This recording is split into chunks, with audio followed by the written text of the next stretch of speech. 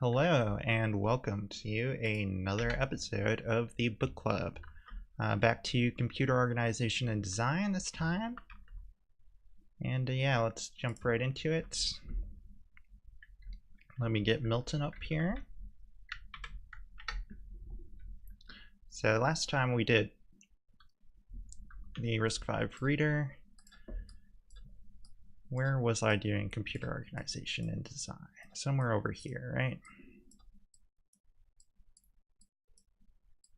Yeah, this stuff over here. So last time we were talking about calling conventions and the stack and stuff like that. Let's see where we are in the book.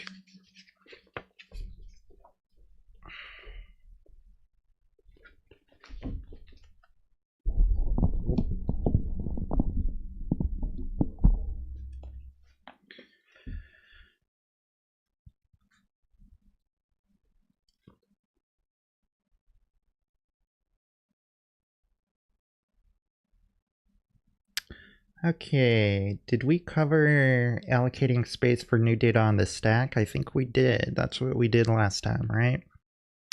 And we looked at that diagram that I didn't draw out of the stack before, during, and after stack allocation. So we're moving on to allocating space for new data on the heap. And I kind of gave you guys a preview. I don't know exactly what they're going to cover. But what I talked about is how if you're using an operating system like Linux, the way it's done is the operating system handles this for you and provides a system call that is basically the same thing as adjusting the stack pointer, but it's a pointer that the operating system maintains for the heap of your process, and it's called the program break. And so the instruction is called break, BRK. And, you can just set it. And, if you set it to a higher address, because the stack grows up in memory, that allocates space. And if you set it to a lower address, that deallocates space. And that's kind of the primitive that's more complicated general purpose allocators can be built from. They can also end up using stuff like mmap. If you're doing large allocations, you can certainly do that in a general purpose allocator too, which is a separate region that's higher up in memory than the heap. But yeah, that's the primitive that it's built from. So I don't know if they're going to be talking about that concept or not when they talk about heap allocation. We'll see what they have to say here, I guess. So yeah, let's jump into it.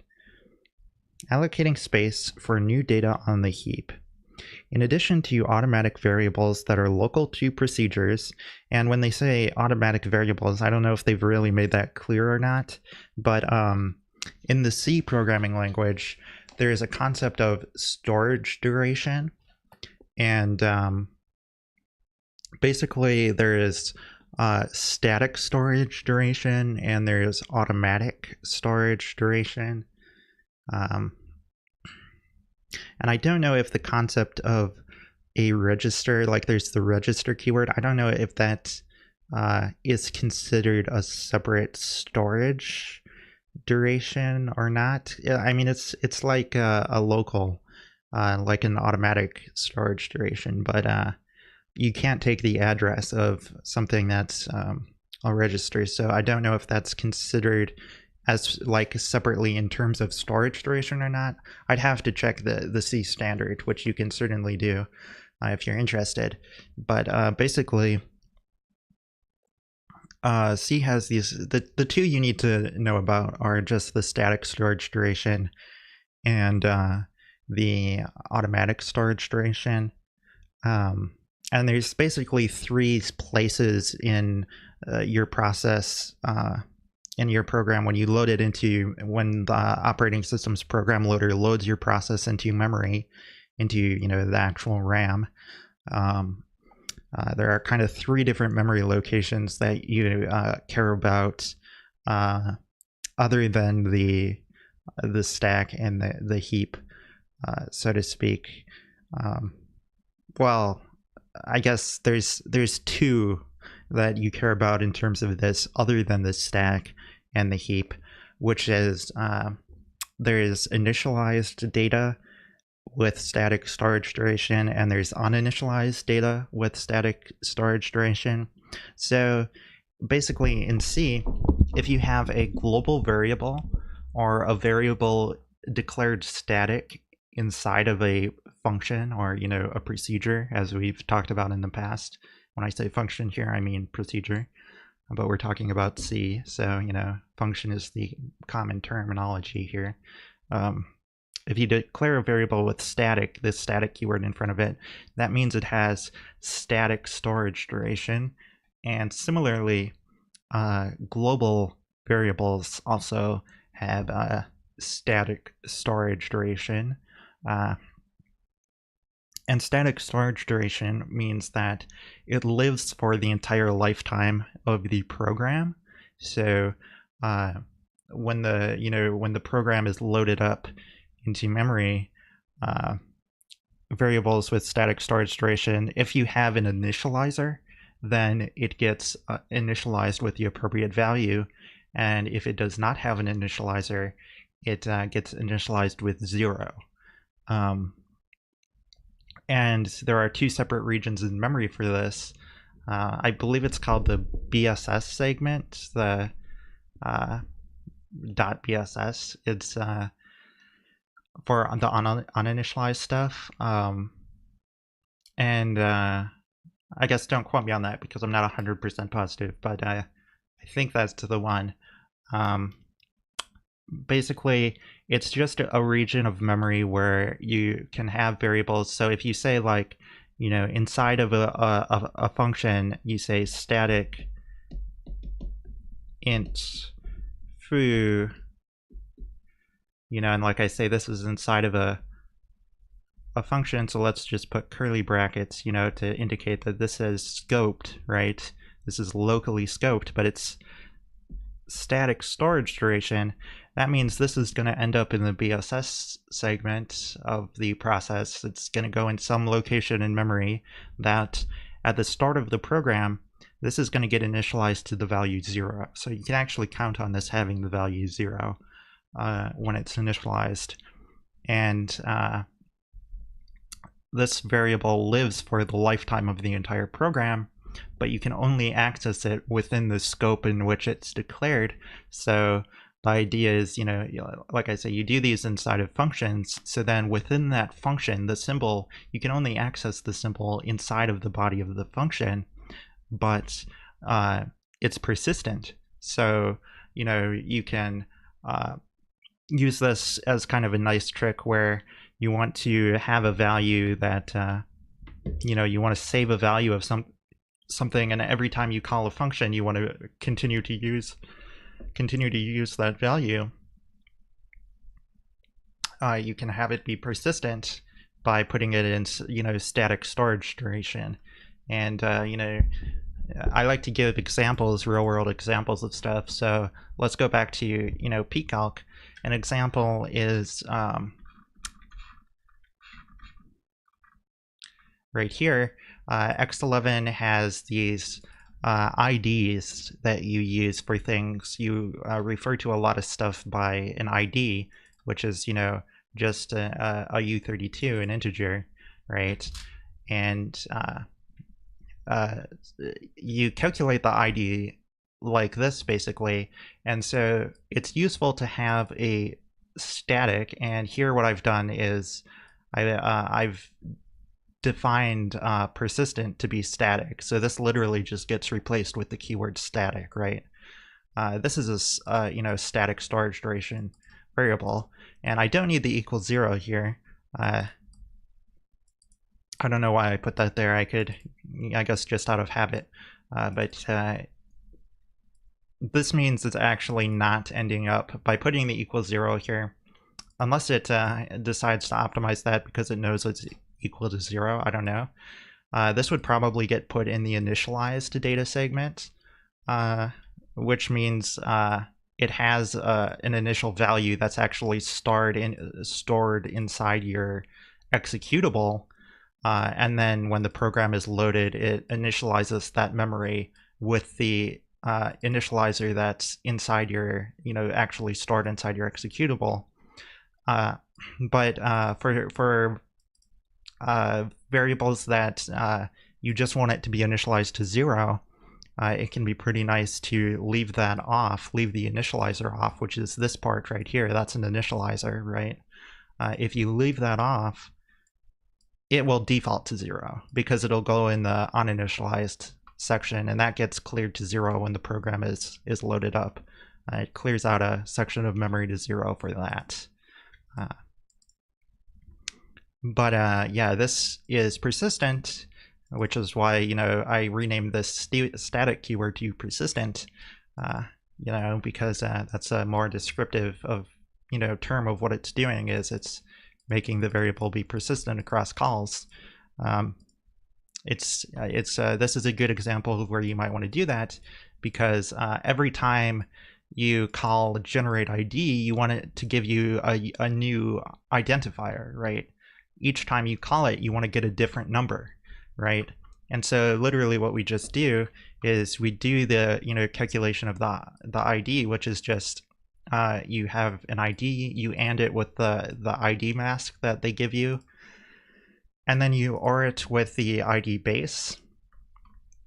So basically you're starting at some base value, and within the range of a mask they give you, you're just adding on this ID, and each time you call it, you increment the ID. So each time it gives you the next ID, right?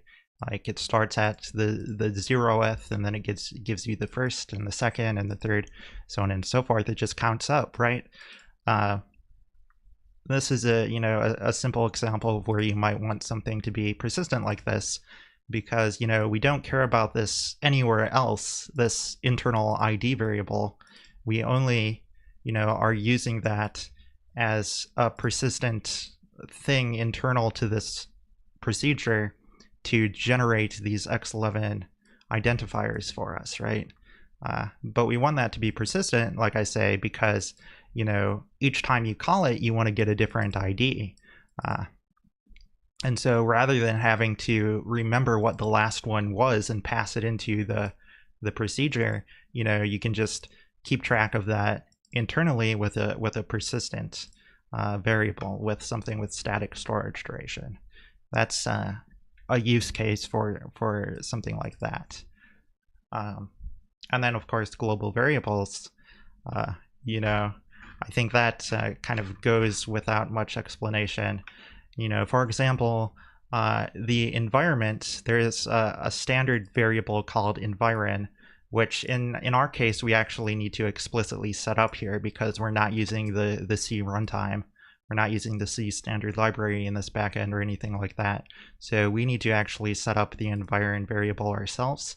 But it's really just a global variable.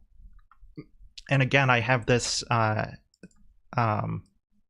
you could replace this with the static keyword, although I believe in the case of a global variable, the static keyword would actually mean it's scoped to the translation unit. You wouldn't be able to refer to the symbol outside of the translation unit. But what I have is I have global just defined to be nothing. So this just gets, when the preprocessor runs, this literally just gets deleted, right? The global just disappears, and it's just this, right? But it's there because then I can search for every use of a global in my program, right? I can just search for global and it'll show me all of them. And yeah, this is one use case for a global variable, is the environment variable, which just points to the list of environment variables that are, again, loaded into your program. When the program loader sets up your process, it sets up where the list of environment variables for your process is in memory.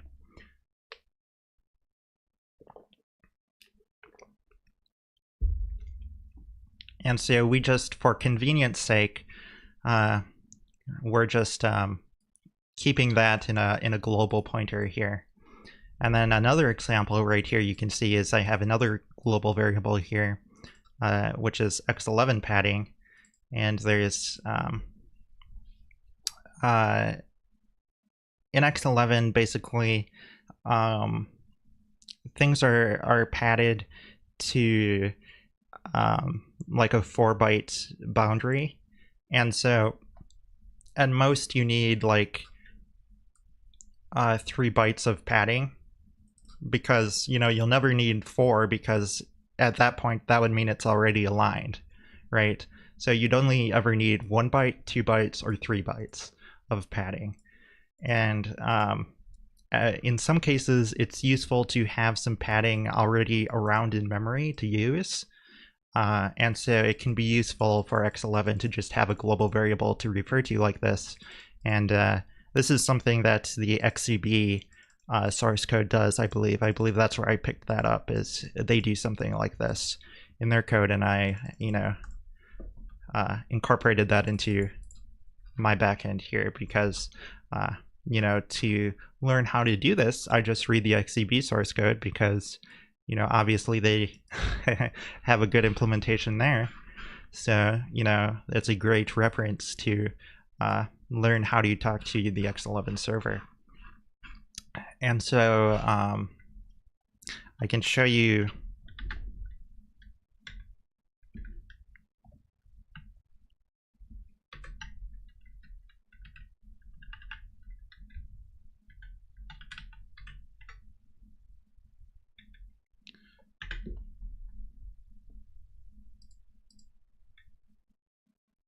So you can see when I send this request to the X11 server for the authentication, sometimes some of the stuff that we're sending needs to be padded, and so we actually need to have that in memory somewhere, and that's why I have that as a global variable, because then you can just say, this part of what we're sending is, we're just going to point it to that that global variable that holds our padding, right? And then, I calculate the pad length, so it knows how much of the padding to use to pad, but there's actually enough padding reserved in static storage to cover any amount of padding that we would need, right? So that's just a little trick that we're using there to make it convenient for setting up the request to send to the server, right? And some people, again, when we get to kind of bad practices in the software industry, some people talk about it like, oh, you shouldn't use global variables. Global variables are bad. It's like goes against structured programming. It'll make your code spaghetti code, and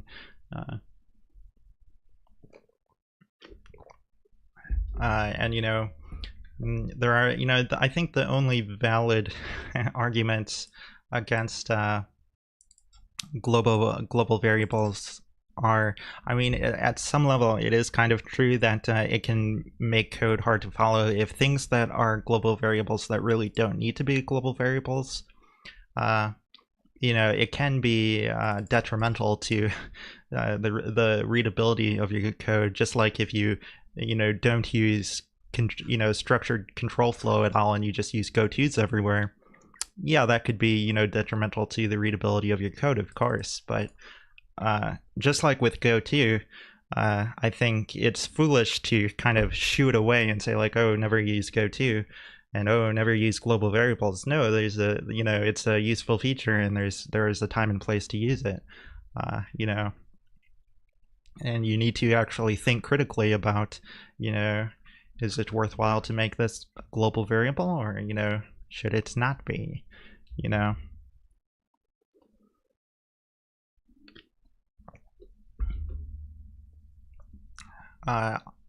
When it comes to performance, you might want to avoid globals because you know, you're kind of guaranteeing a cache miss if you have it be a global, whereas if it's a static, or I mean, if it's, you know, automatic storage duration, if it's on the stack, you're pretty much pretty likely that it's going to be in like the L1 cache, and it's going to be practically as fast as like a register to access, right?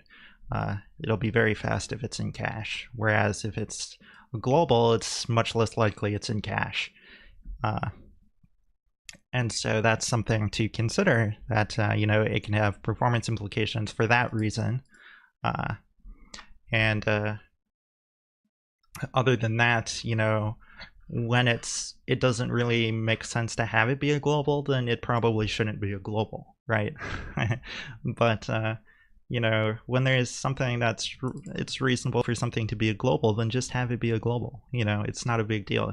There's so many things that people like say, oh, you should never do this, never do that. It's like, no, you know, you can do whatever you want. You should you know, weigh the benefits and the downsides and make an informed decision. That's the you know, the truth of the situation.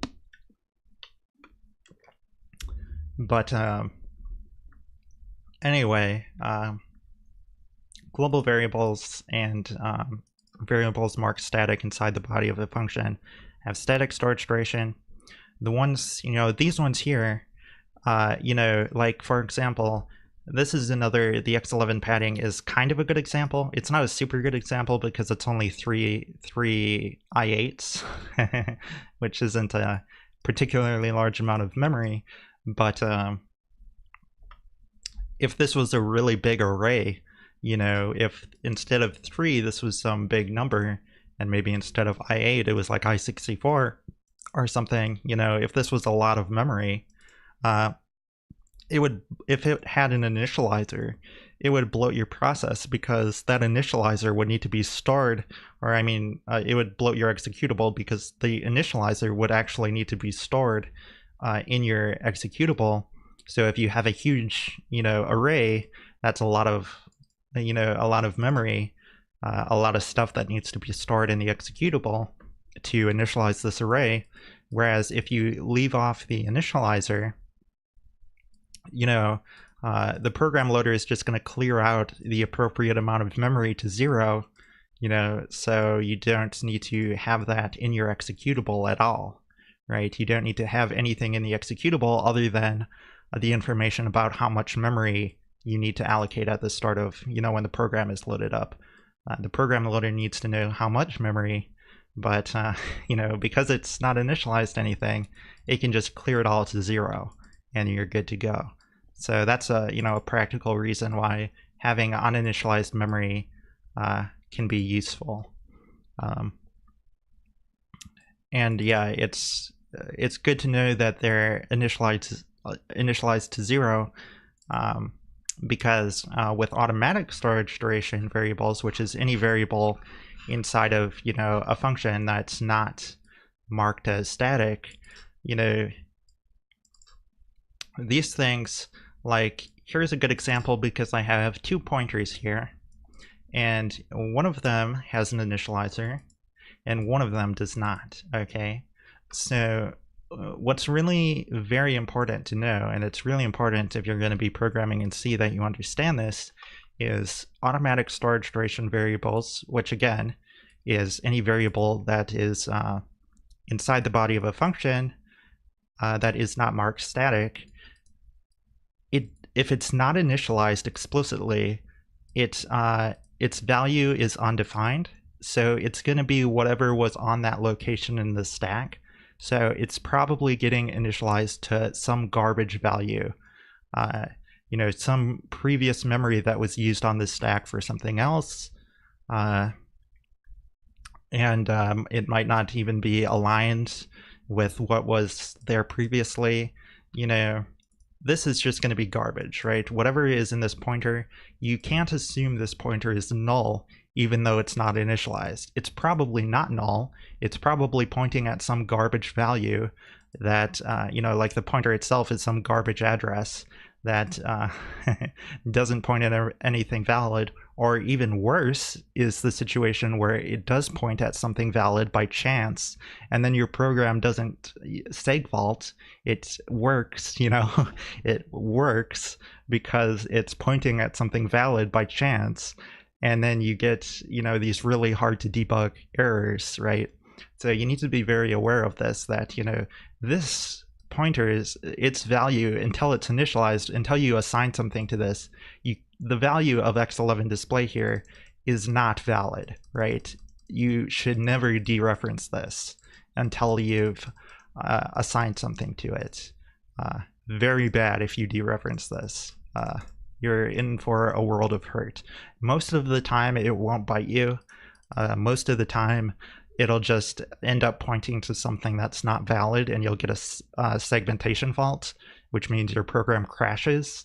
And you can go in a debugger and do a backtrace, and it'll tell you where it crashed, and then it's very obvious what happened, right? So most of the time it's not a problem, but it's a really big problem. It's really hard to debug if it just by chance ends up pointing at something that's valid most of the time, and then most of the time your program works, but once in a blue moon it doesn't for some reason, and it's like, what's going on?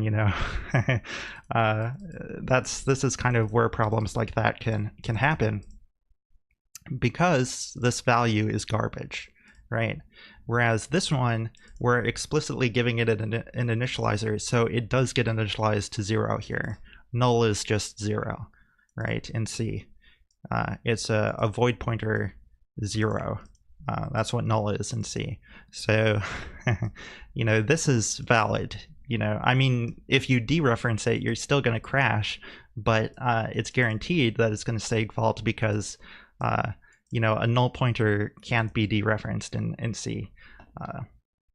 Maybe, I don't know if the standard actually says that you can't do that, that it'll crash, because on some systems, like embedded systems maybe, 0 might be a valid address. You might actually be able to dereference, memory at location 0, but on like an x86 system, you can't do that. That'll just, crash your program.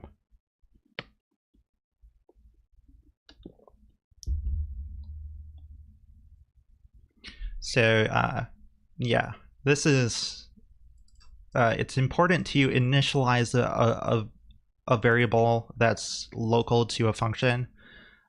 You should always initialize them unless you know for sure that you're going to assign something to it later, in which case it can maybe be a very minor performance improvement to not bother initializing to it. So by this not being initialized and this not being initialized, I'm saying in my program that I expect that I'm going to initialize these later on, and I don't want to bother doing it now. And if I don't do that, if I assume it has a valid value, either of these variables, then I'm asking for trouble. I'm gonna end up using garbage, and my program's gonna do unexpected things. So, C is not a safe language, and you need to be aware of that sort of thing. That's a common source of bugs, so you need to be aware of that. That's an important consideration. So that's kind of the rundown of those. The static variables, if it has an initializer like this and it's marked static or it's a global, it goes in a a section of memory that's set up by the program loader when the operating system sets it up when your program is loaded, and it lives for the lifetime of the program, right? If it is static, or it's marked static in a function, or it's a global and it does not have an initializer, the program loader sets it up again, but the initializer doesn't need to be stored in the executable, and it's guaranteed to get initialized to 0. If you have an automatic storage duration variable, which is a variable that's declared inside a function that is not marked static, if you do not give it an initializer, its value is garbage, You can't know what the value is going to be. It's going to be whatever was on the stack. And bad things will happen if you try to assume it has a certain value. And if you do initialize it, then you know, the prologue of the function, which we've seen in the past, in the past episodes, we talked about, you know, how the function has a prologue and an epilogue.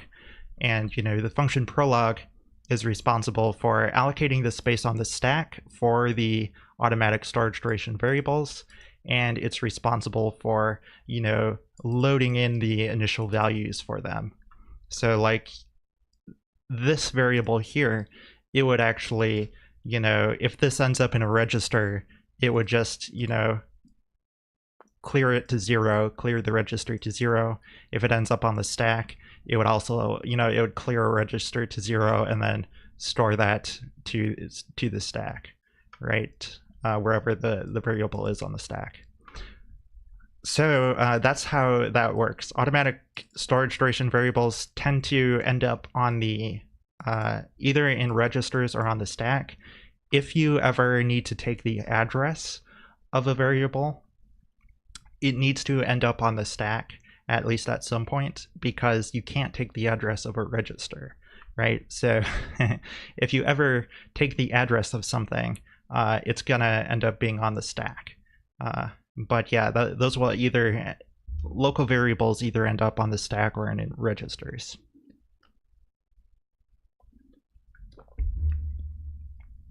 And then, like I say, the static storage duration ones, they end up in sections of memory that are set up when the program is loaded, and they live for the entire duration of the execution of the program. As long as the process is running, they exist. So that's how that works. That's the basic rundown of static storage duration and automatic storage duration. And so the reason I mention that is because they just said in passing here, in addition to automatic variables, and they never really define that in the book, I don't believe. So I had to take a moment and clarify, you know, what exactly they're talking about there. And one other thing to say about that is, you know, C actually has a keyword. It actually has the auto keyword.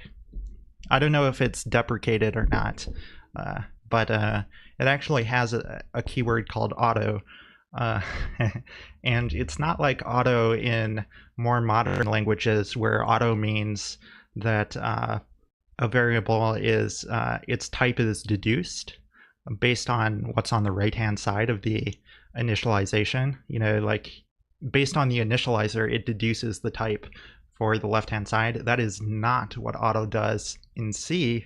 In C, it is it's like static. It's a storage. It's an indicator of the storage duration.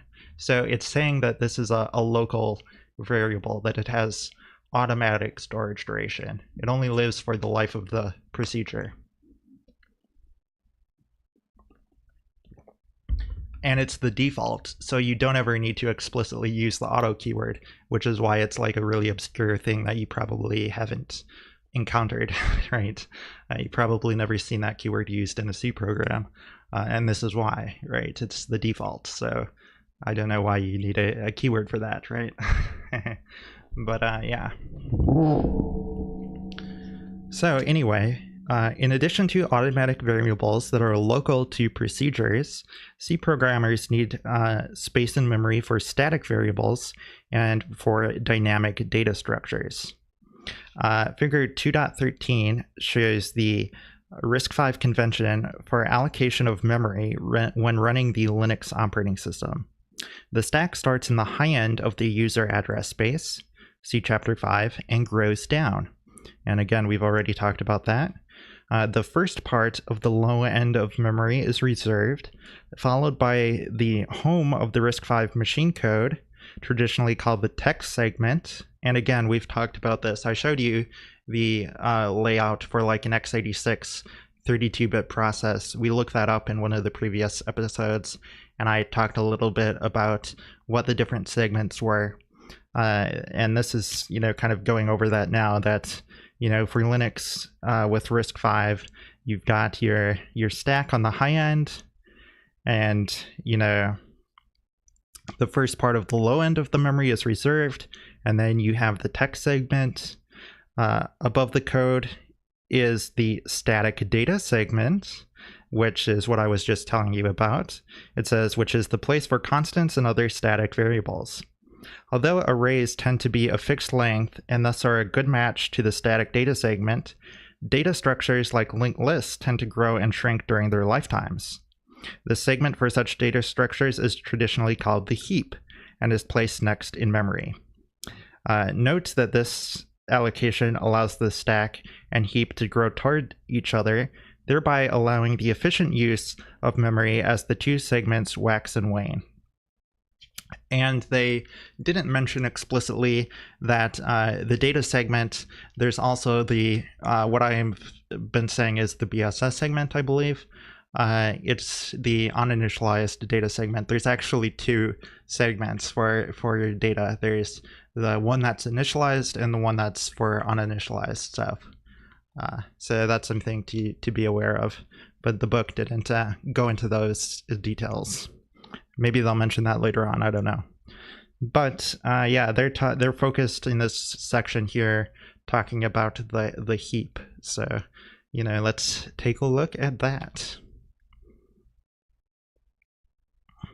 And then also in the margins here, it mentions a text segment is the segment of a Unix object file that contains the machine language code for routines in the source file. All right, and so on the next page, it starts off with figure 2.13, which is actually a little diagram of the address space, like I showed you in a previous episode for an x86 32-bit process. This is one for a RISC-V Linux process, presumably 64-bit, because they're doing all their examples in this book with the 64-bit architecture. Yeah, in fact, it is talking about a 64-bit one. But I'll describe the diagram first. So, well, here, I can draw it out for you. This one is reasonable enough for me to draw out for you guys. And I think worthwhile enough for me to take the time to do it. So, let's go over here. Let's put her into grid mode, and let's turn on the mouse mode of the keyboard. And let's say start it here.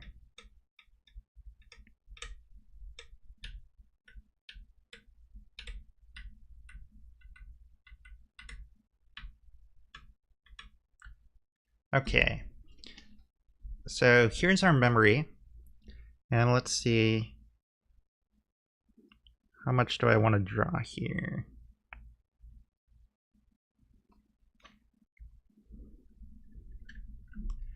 Okay, so the halfway point of what I've drawn here is somewhere around here-ish. Let's just put a line here.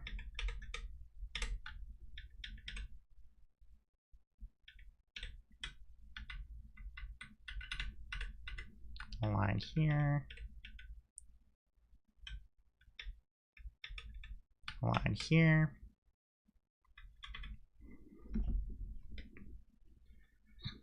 Okay. And so we have reserved memory. We have the text segment, static data, stack, dynamic data,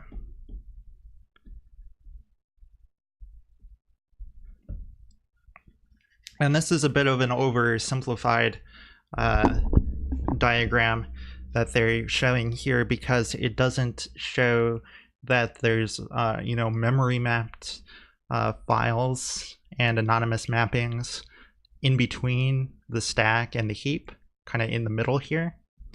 And the static data consists both of initialized static data and uninitialized static data. And then also there's, the kernel address space gets mapped into the process too.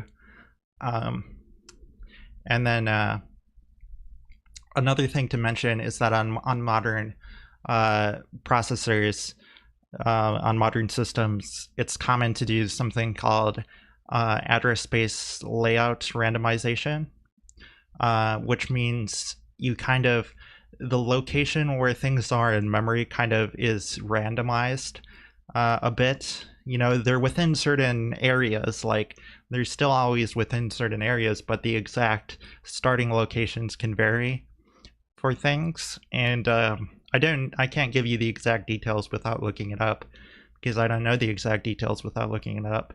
But basically that's what it is things are kind of varied where they're located in memory. And it's meant as kind of like a security thing, a security feature. But that's something that's commonly done. And that can be explicitly like enabled or disabled for your program. I believe that there's like a compiler setting that you can do, and presumably there is some like flag in the ELF file that tells the operating system whether you want it or not. I think that's how it works. Don't quote me on that. I don't know if that's actually the case or not, but I believe there's something like that. So this, the bottom here is address 0. And like I said, 0 is not a valid, a valid pointer on most architectures like x86. And, same thing with a Linux system on RISC-V, apparently. At least, the space is reserved. I assume it will segfault your program if you try to dereference that on RISC-V. That's how it works on most modern, on pretty much any, modern system. Maybe things are different for like embedded stuff, but generally that's just like not allowed. I think anything in this reserved region, if you try to dereference a pointer to any of that stuff, I'm pretty sure that will just segfault your program. And similarly for really high addresses too. I think that gets into like kernel memory space up there or something. But again, don't quote me on that. But here it says the PC starts at here, let me put it back into the normal line mode, and we're going to say PC 0 0 0 0 0 0 0 0 0 0 4 0 0 0 0 0, and that's in hex, of course. So I guess that's where the text segment starts for RISC-V, a RISC-V 64-bit process. And it looks like the end of the text segment and the beginning of the static data is around 0 0 0 0 0 0 0 0 0 1 0 0 0 0 0 0 0, and then the stack here starts at, and another thing to say about the stack is it's important to know too that there's a fixed amount of space that the stack is allowed to grow to, and you can configure this as well, how much space is reserved for the stack. But basically it's fixed how much space you have reserved for the stack. It's kind of like the stack is already mapped into memory for your process, basically. Unlike the heap, which is why you need to go through a system call to allocate stuff for the heap, whereas the stack, you can just bump a pointer around and it works, right? That's because the memory is already, the operating system has already, backed the memory for the stack for your process. So, you can use that memory already, right? The downside is that means your stack is fixed in how much space it has available to it. So, you can't put gigantic stuff on the stack or you're going to run out of space, right? That's kind of the limitation of the stack. It also means that if you're doing some stuff like recursively calling functions and stuff, because as we've seen, that can involve, putting stuff on the stack for the stack frame of a function. You can imagine if you're just recursively calling, super deep nest of function calls, if they all need to allocate a little bit of space on the stack, if you just keep going super deep into a recursive call, eventually you're gonna blow your stack and run out of space. Unless there's one thing that can be done, which is if the recursive calls are like the last thing that happens in the procedure, you can do what's called tail call optimization, which is basically eliminating the need to have that overhead associated with a function call. And it's an optimization that allows you to recurse as deep as you want, because you're not filling up the stack as you go. And I'm not gonna go super into detail of that stuff. I'm just blasting information at you. It's good to kind of get into sponge mode if you're not familiar with this stuff. It's useful to just kind of let yourself get blasted by information, and it doesn't need to stick, because just being surrounded by hearing that is a thing is useful to you, because then in the future when you go and are learning more about this stuff, it'll ring a bell. It'll be like, I remember someone mentioning that. I kind of have a bit of a exposure to that already. That's a very useful way to learn, I find. I do that a lot, is I just go into sponge mode and dive deep into a subject and let information get blasted at me, even if I'm not absorbing it all and really understanding it all. At least I'm getting exposed to it, and that's the first step towards a deeper understanding, I find. That's something that that's a technique that I use a lot in learning. So, tip of the day. So the stack pointer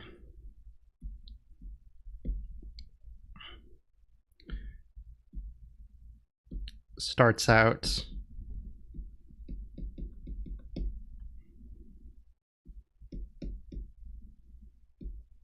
there at that address. So 3F FF 0 in hex. And that is the entire diagram they have there. So again, as I've said, this is simplified. What's above this, right? I believe that's where the kernel stuff lives. And then there's maybe some reserved in the high end too, I don't know. I don't know about address layout randomization for that either. I think they didn't give addresses for this stuff because of address space layout randomization.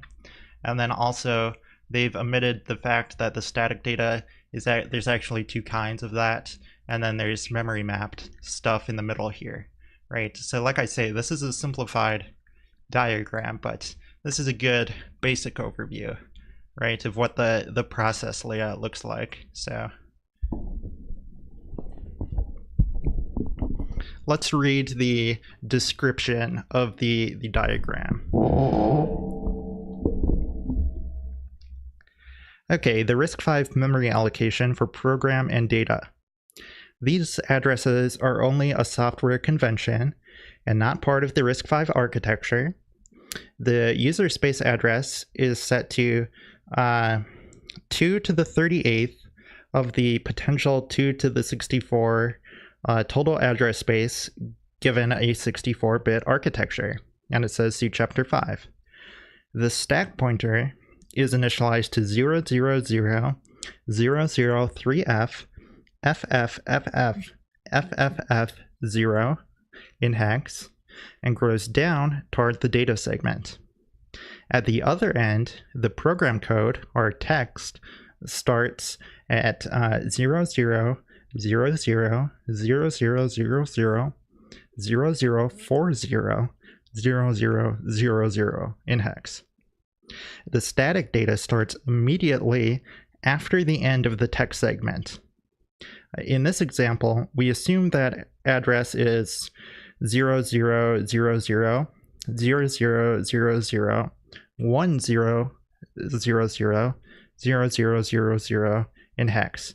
And okay, so they've said they're assuming in this example. So that's enough hand waving to suggest that this may be layout randomized, and maybe it depends on the length of the text segment or something like that. So don't assume this is hard-coded, is what I take that to mean. There was enough hand-wavy terminology there that I think they're saying this is just an example. This is not always where it's going to be. But this one and this one should always be where those are, right? The start of the stack and the start of the are these, yeah, the start of the text segment. Okay.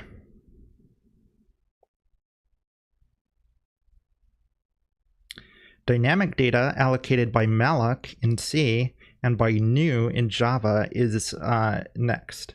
It grows up towards the stack in an area called the heap. This information is also found in column 4 of the RISC-V reference data card at the front of this book, which is the green card that is included with the book.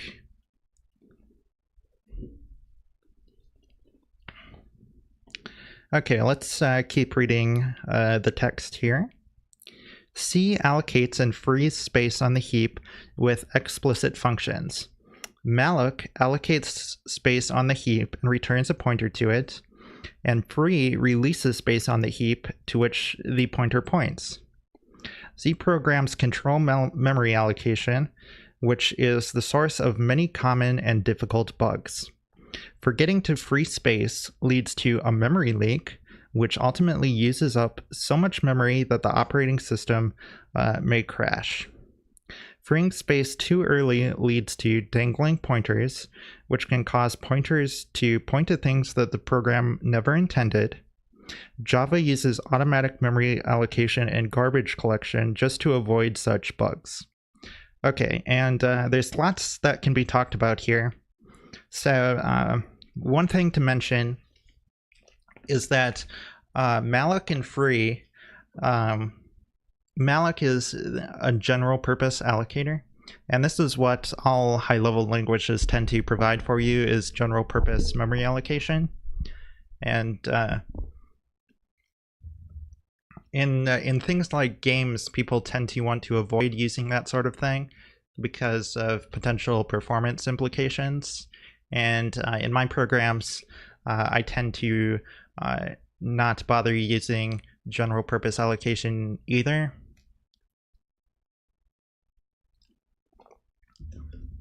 In pcalc, for example, we do use the heap sum, but we only use sbreak. We don't use a general purpose allocator like malloc, at least in the X11 backend. Is what I'm talking about, because there's no need for me to really take on the complexity of implementing a general purpose allocator. It's not a worthwhile trade-off for me. I find that we're able to manage memory perfectly fine without having that capability. And a general purpose allocator, what it is, and like I say, I feel like you don't necessarily need a general purpose allocator if you're doing a very simple program. It can avoid complexity to not have to implement one, and you can generally get by fine without having one it can also oftentimes lead you to lazy habits about how you manage memory if you rely on generic memory management, because it kind of encourages you to assume you have infinite memory and just say, I'm not going to worry about how big this could potentially be, you know, like the complexity of dealing with that sort of thing, because I'll just allocate it on the heap with a general purpose allocator, and I'll be able to get however much memory I need. And most of the time that'll work. When it doesn't work, it's because the user ran out of RAM, right? And RAM is cheap. Maybe not so much these days, I don't know. But, you know, relatively speaking, you know, people can go get however much RAM they need, right? That's kind of the attitude that most software developers take, and it's very tempting to want to take that attitude, because doing things properly can be much more tedious than just playing fast and loose with memory and saying, you know, I'm not going to worry about it, right? And taking that even further, many people like garbage collection. Again, not if you're like a game developer or something, because of performance implications there, but in many kind of other areas of programming, it's very common to see garbage collected languages being popular. D is a garbage collected language, although they're trying to really kind of get away from the garbage collector and make it, you know, comfortable to use without the garbage collector. Because they want to appeal to, you know, high performance types of applications, but it is an example of a garbage collected language. And, you know, Java, like they say in the book, is garbage collected. That's kind of the other end of the spectrum, where you go even further and say, not only am I not going to worry about allocation, the specifics of, you know, how much memory I need to consume and that sort of thing, I'm also not going to worry about freeing my memory. I'm never going to free any memory, right? I'll let the garbage collector take care of it. That's the whole idea of garbage collection, is you just let the garbage collector take care of that and you don't worry about it. And so, you know, programmers tend to really like these types of things of not having to worry about these details.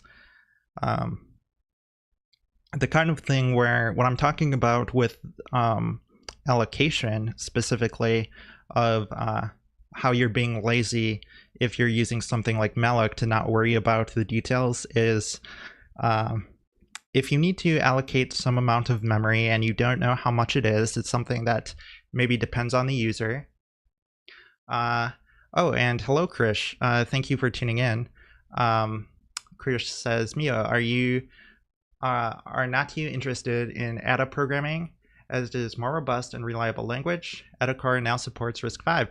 I've heard of that Ada, there's been support for RISC-V. I know pretty early on with the High-Five 1, I think someone got like a printer to print with Ada using it. So I know people have been, you know, messing with Ada and RISC-V for some time, and I take it more recently AdaCore is now supporting RISC-V. That's really interesting to me, but I don't have any interest in the Ada programming language personally, although I've never looked at it, so I don't know much about the language to begin with, so I don't really have an opinion on it. Yeah, I don't know enough about the language to have an opinion.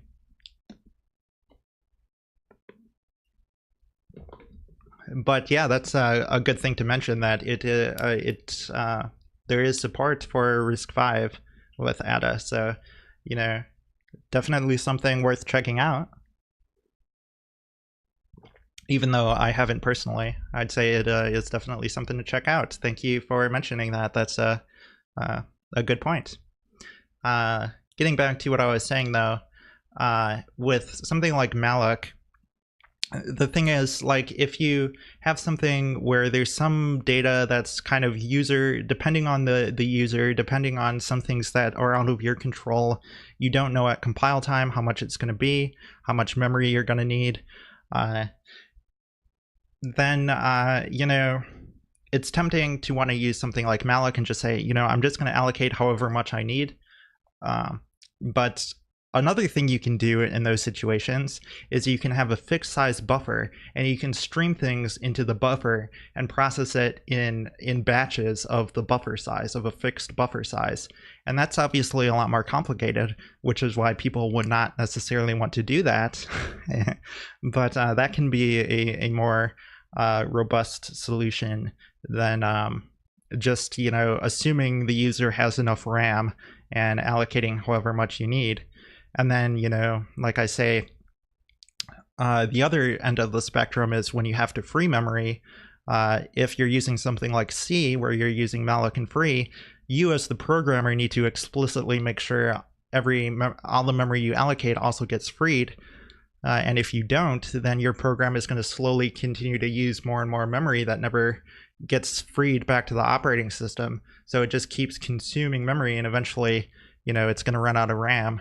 And the book said that this can cause the operating system to crash.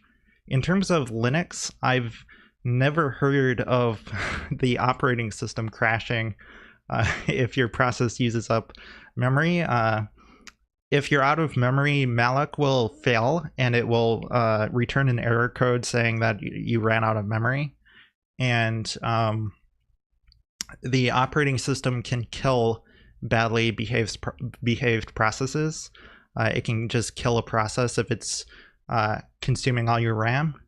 And oftentimes what you'll see happen, though, is there's this concept of swapping, where if you're using a lot of RAM, the operating system can swap out memory and RAM to your hard drive, and then you know, it can free up actual space in RAM that way, so that you can use more memory than you actually physically have. And then when it needs memory that you swapped out to disk, then it needs to take what's currently in memory, swap that to the disk, and then swap the memory that you put on the disk back into RAM, and then access it that way. And this obviously has really big performance implications, because the disk is many orders of magnitude slower than RAM is. And SSDs make a huge difference, because the speed of a solid state drive is very significantly faster than a spinning hard drive, a physically spinning hard drive. And so they're SSDs are kind of closing the gap between the speed of RAM and the speed of a spinning hard drive. And so typically these days you'll often see a system where you actually have like your main you know, your operating system and everything on the SSD, because it's so much faster. And it actually has a really huge performance, you know, like you really notice it when you're using an SSD versus using a hard drive. It can make a really big impact to overall system performance. Like, it's very noticeable. When I switched to SSDs, it was a real eye-opener to me of how much of a difference it really makes. But you often will have an SSD which has like your operating system on it, and then your media files, you'll often have a separate hard drive that you put that stuff on, which is bigger but slower. And then the SSD is faster, and it's got like your operating system on it. And then, you know, you have your RAM, and then even further, you have your caches on your processor, all the way to the registers, right? There's a whole hierarchy of memory. And that includes, you know, you should think of storage as kind of part of that hierarchy. And it can literally be used as such because of swapping between RAM and disk, right? But in practice, I found that typically what you see with swapping is if you're running out of memory and your operating system needs to swap a lot, it kind of gets into this state where it's constantly needing to swap between RAM and the hard drive, and that completely destroys performance. Like, your system will lock up and become unresponsive, and, you know, like it's so bad that it's like the mouse, you can't even like move the mouse. Like, it'll take like, you know, 30 seconds and you'll see your mouse move after you've, you know, moved it. You can't do anything on your system because it's totally locked up. It's so slow because of all this swapping. That's, if you've ever experienced that, where your whole system just, you know, totally grinds to a halt on you, that's probably because your system is swapping. There's a process that's badly behaved and using up all the memory, and then the operating system is trying to, instead of just killing the process, it's trying to compensate for that by swapping memory out of RAM to disk, but it's needing to swap back and forth between RAM and disk a lot, and that's so slow. You know, the processor is spending all of its time waiting on you know, the data to flow between the disk and the RAM. That's so slow that it's just sitting there doing nothing, and your whole system locks up as a result of that, right? Because of the terrible performance there.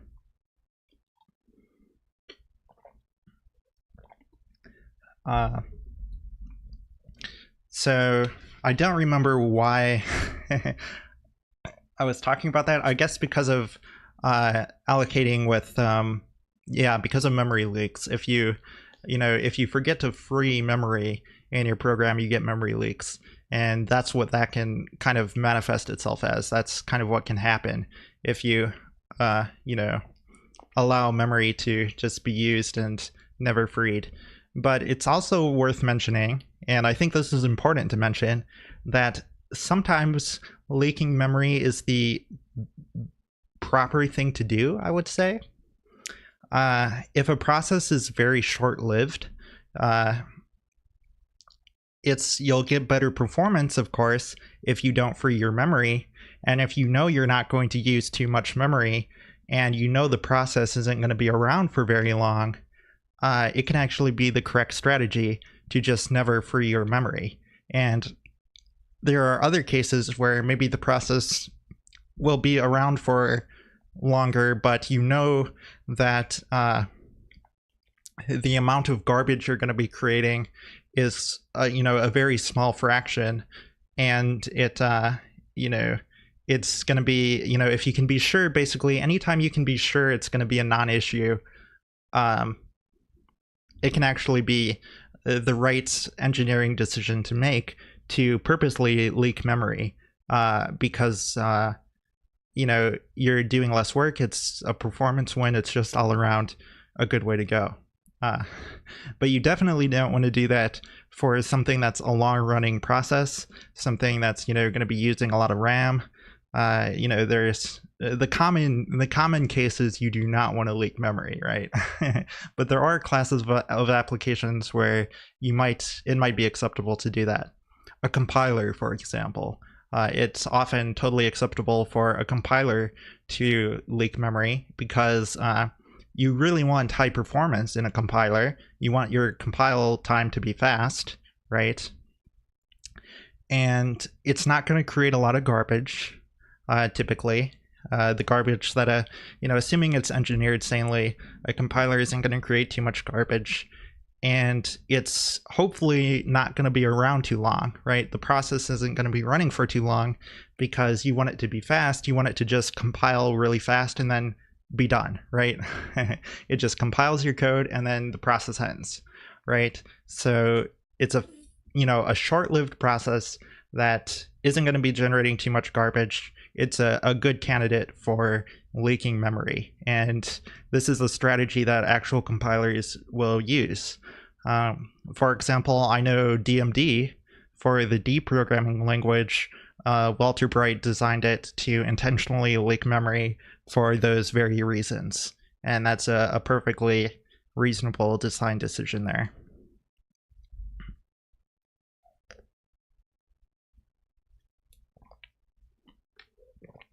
You know, so this is another one of those examples of, you know, it's important to remember in programming that there's so much dogma that goes around and kind of cargo cult programming where people follow these, you know, best practices, and, you know, the idea that, you know, memory leaks typically are thought of as like the scary thing, like, oh no, memory leaks, this is really bad, you know, because it, you know, in the common case it is, right? It is something that you really don't want your program to be doing. But you need to remember with all things in programming, you know, this is engineering and you're making engineering trade-offs. You know, you need to consider, you know, a variety of factors and pick the the best thing. And in some situations, leaking memory is not necessarily a bad thing. It can actually be the way to go. So something to keep in mind. Don't be scared away from the idea of let's just leak memory, right? That can actually be a valid design decision in certain cases, right? So just something to keep in mind.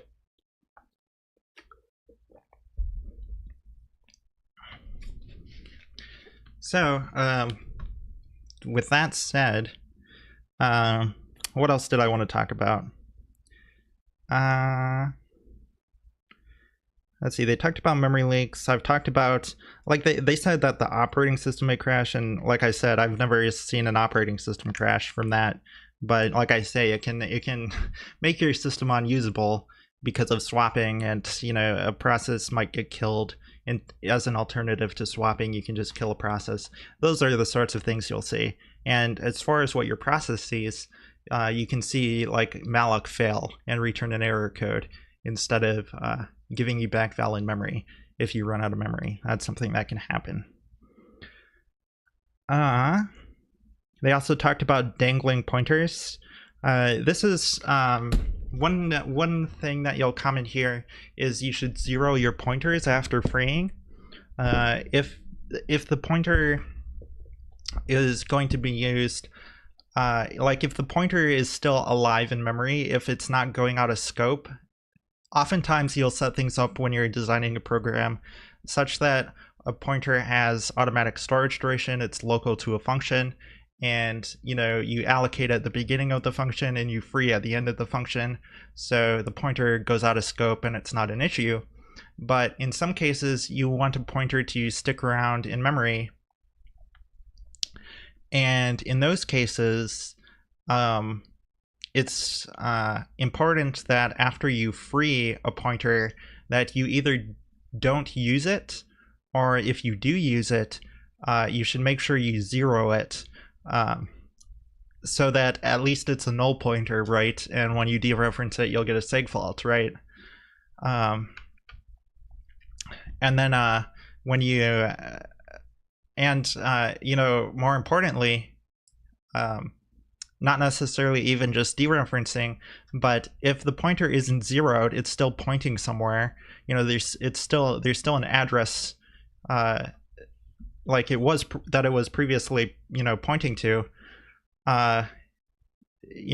If that memory has been freed, now it's pointing to garbage, right? But the pointer is still a valid pointer. The pointer is not zero. And so often what you're doing in a program is you're checking if a pointer is null or not. It's not trivial to check if a pointer is pointing at valid memory or not if the memory it's pointing to is allocated. That's a much harder problem, right? And so if you have a pointer that's supposedly still pointing at something but you freed it, then it still looks like a valid pointer, but it's not, right? It's pointing at garbage, and so bad things can happen. Similarly to what I talked about of how you need to be sure you initialize your local variables, or they'll just be garbage. The same thing is true about freeing memory. When you call free, the function free from the C standard library, which is the way to free memory allocated with malloc, or similar functions like calloc, which just zeroes the memory that it allocates and stuff like that. If you use free, you need to know that it doesn't mess with the pointer itself. It just frees up the memory that the pointer is pointing to. So you're responsible to set the pointer to 0 when you're done using it, right? And that's something that's a good practice to do. But again, this is a best practice, a rule of thumb, right? That it's, you can avoid some bugs by setting it to 0, because then your checks, when you're working with that pointer, it's going to be a null pointer. So if you're checking for null pointers, it's going to catch that, right? But again, if you really know what you're doing, you don't necessarily need to do that, right? If you know you're not going to use the pointer again, you can avoid doing that. This is like everything, this is just a best practice that can maybe help you, and it's something to consider doing. But again, you're making an engineering trade-off, right? You should think about the use case and decide what works best for you, right? And think about it on a case-by-case basis, not just blindly doing it all the time, right?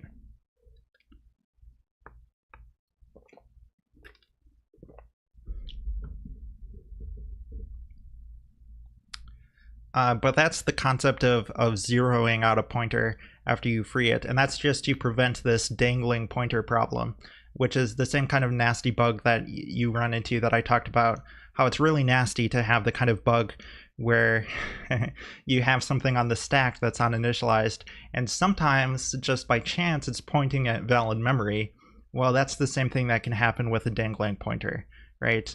Where most of the time you might be lucky and get a crash. That's actually a good situation because it's easy to debug.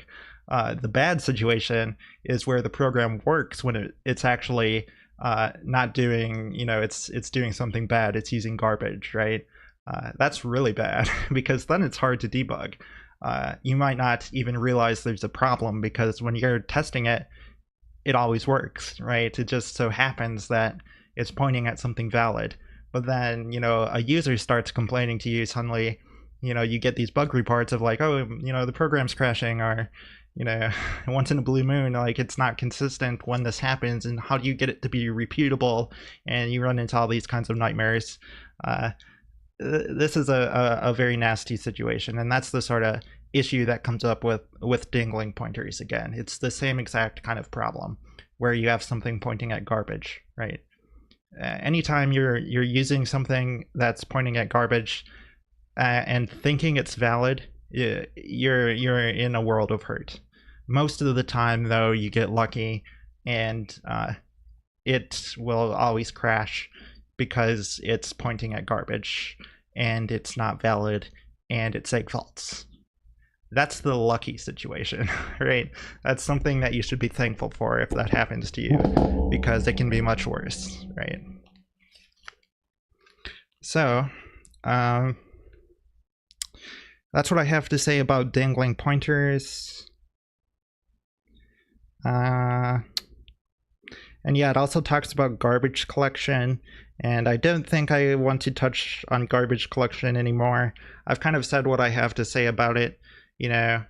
It has its performance implications, but I mean, if you're in, I'd say personally, I think the class of applications that garbage collection is best suited for is scripting. Oftentimes you want to just automate running a bunch of commands, and sometimes it gets more complicated than that, and you want it to not just run commands, but you want some control flow structure to it. You maybe want to be able to pass some arguments on the command line to do certain things. This is pretty basic stuff that you want to do when you're scripting things. You're just automating some common tasks. And a perfect example of this, again, is building a program. Typically you just want to do the automate the compiler, the command to run the compiler, and maybe a few other things.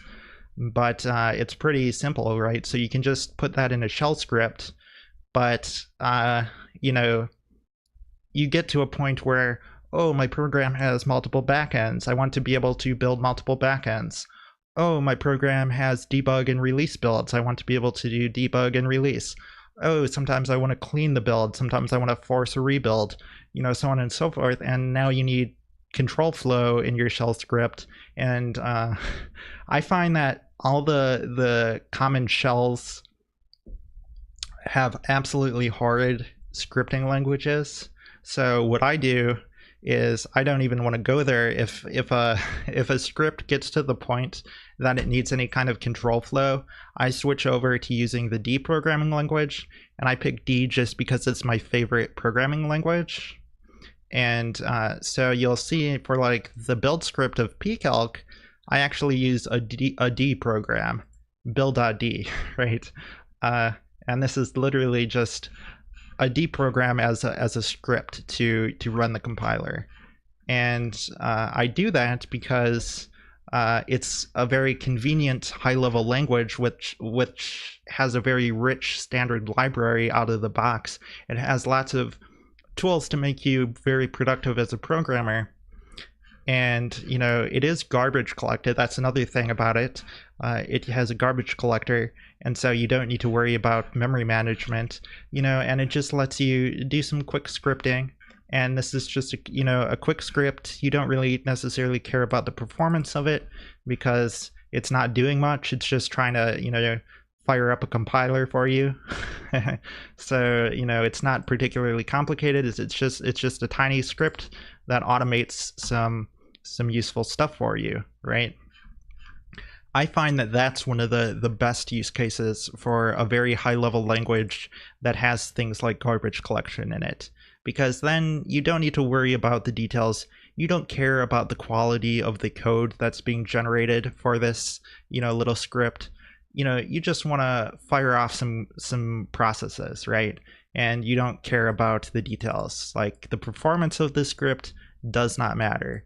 You know, the details of what this script is doing under the hood doesn't really matter, right? We don't care. We just want to run a compiler, right? It's a very basic thing that we want to do, and you know, we just want to automate some work for us. And that's kind of what you use scripting for. And in my mind, that's like the ideal candidate for a language that has stuff like garbage collection in it. And that's just my personal opinion. Obviously, other people have different opinions about when and where you might want a garbage collector and other high-level features and blah blah blah. You know, it's a total bike shed argument kind of topic, right? But that's my personal opinion about where I prefer to use these types of features. That's kind of what I think garbage collected language is good for. So that's kind of where I see garbage collection as having some practical benefit. But in my day-to-day programming for writing a serious application, I don't like garbage collection personally. But, you know, again, it's an engineering decision. You need to, you know, think about the pros and cons and make an informed decision for whatever it is you're working on, right? It's, you know, you shouldn't write garbage collection off as bad, and you shouldn't automatically assume it's what you want, that it's good, right? You should think about the pros and cons with everything in life, right? There's never an easy answer. It's always, you know, actually, you know, sit down and think about it and make an informed decision. That's always I find the appropriate course of action. Whenever you care about something, whenever you want to do something properly, you care about it, you care about the long-term implications, blah blah blah. Those are the situations where you actually want to sit down and think about it. When it's something like a build script, for example, that's something where it's like, I don't care. I really don't care, right? So just, you know, give me maximum convenience. That's what I care about. And that's why I use D for a build script, right? Because I find that's the maximum convenience for me personally, because it's a language that I know really well, and it's very high level. It gives me high level features that make it very convenient for me to write a build script.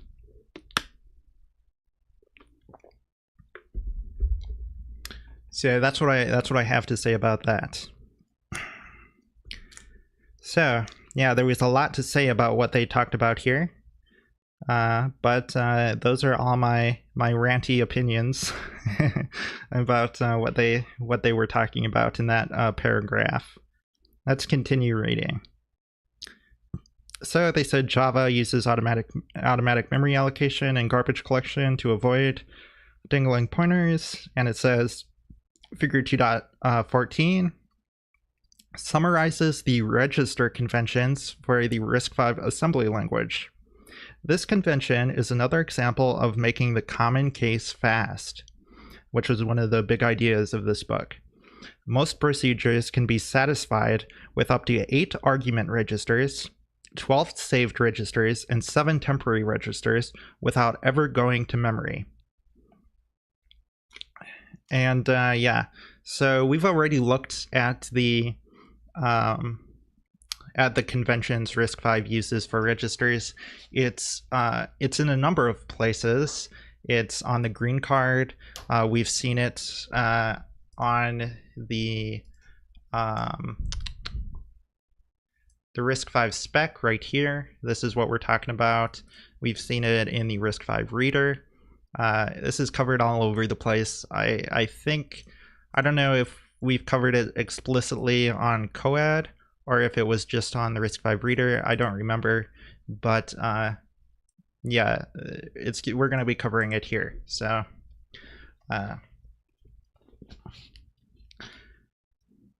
so let's continue reading, I guess. Elaboration. What if there are more than 8 parameters? The RISC-V convention is to place the extra parameters to the stack just above the frame pointer. And again, I've talked about this spilling to the stack. I'm sure I talked about this on COAD in a previous episode of this book club, because we talked about the stack, and I talked about how you need to spill to the stack.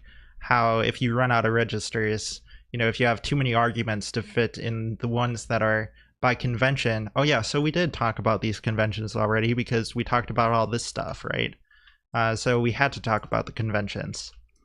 So yeah, you guys should already be familiar with this. And we talked about how if you run out of, you know, like I say, there's 8 argument registers for integers. And so if you need to pass 9 integers to your procedure, then where's the 9th one going to go? Well, of course, it has to spill over and be put in the stack, right?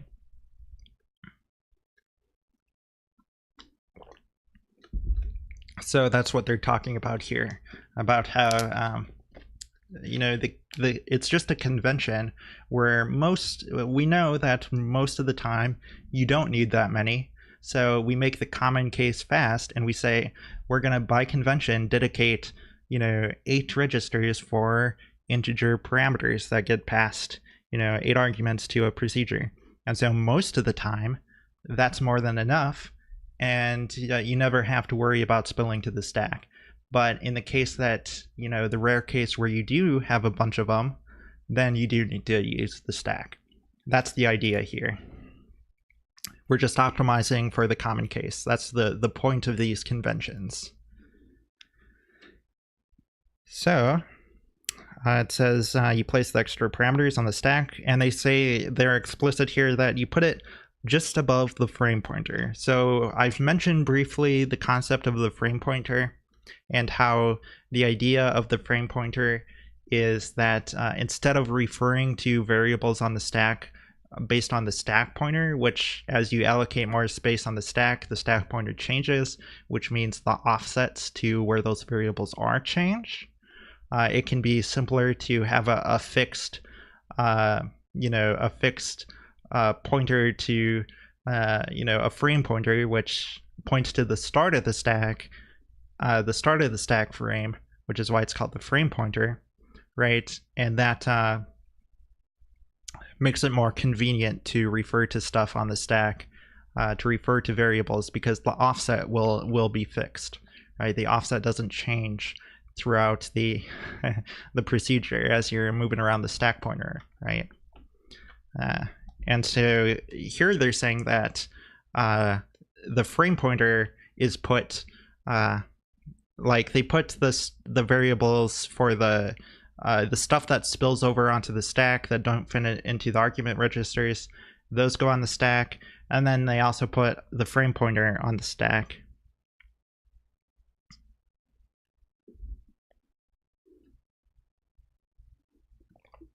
And I believe you would only need to put the frame pointer on the stack when there's nested, when it's not a leaf. Same with the return address. I think it's the same concept. Don't quote me on that, but I believe the reason you'd have the frame pointer on the stack is just because you know, you're saving it so that it doesn't get overridden when you call other procedures, because then it needs its own stack frame, and you know, same concept as the return address, which we've already looked at. But again, I'm just assuming that's what the reason they're saying you put the frame pointer on the stack. I'm just assuming that's what they're talking about, that sort of situation. Let's keep reading.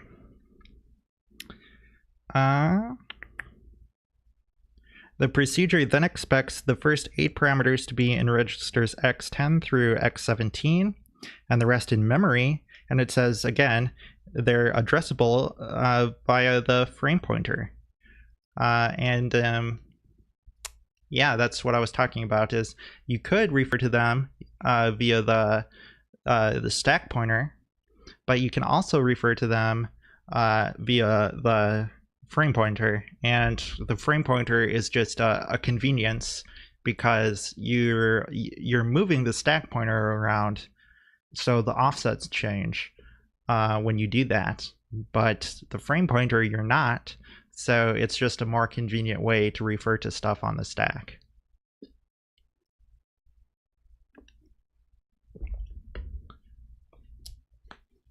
But if you're willing to do the bookkeeping of the stuff moving around, you don't necessarily need a frame pointer.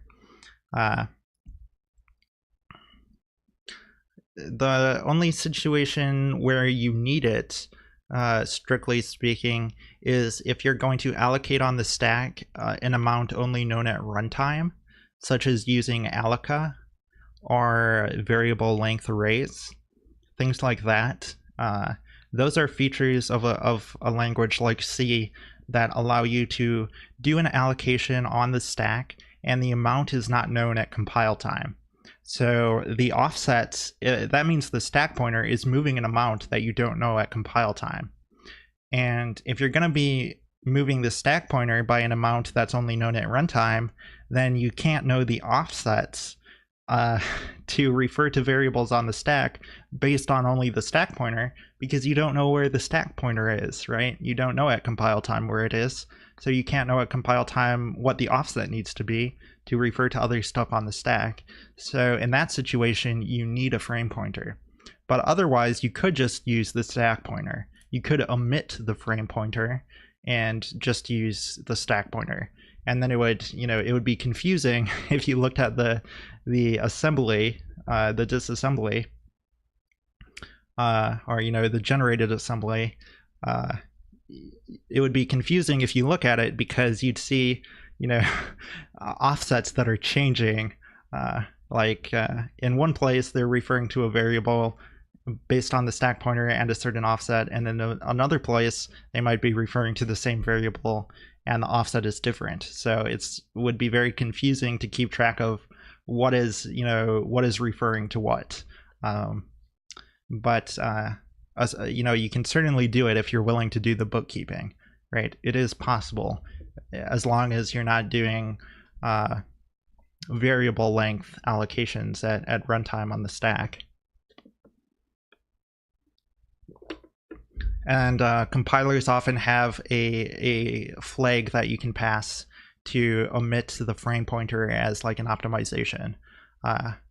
If you pass that flag, basically what it does is, as long as you're not doing an alloca, or a variable length array on the stack, anything where it's not doing that, it'll try to not put a frame pointer, not use a frame pointer, and so it frees up an extra register to use for other purposes.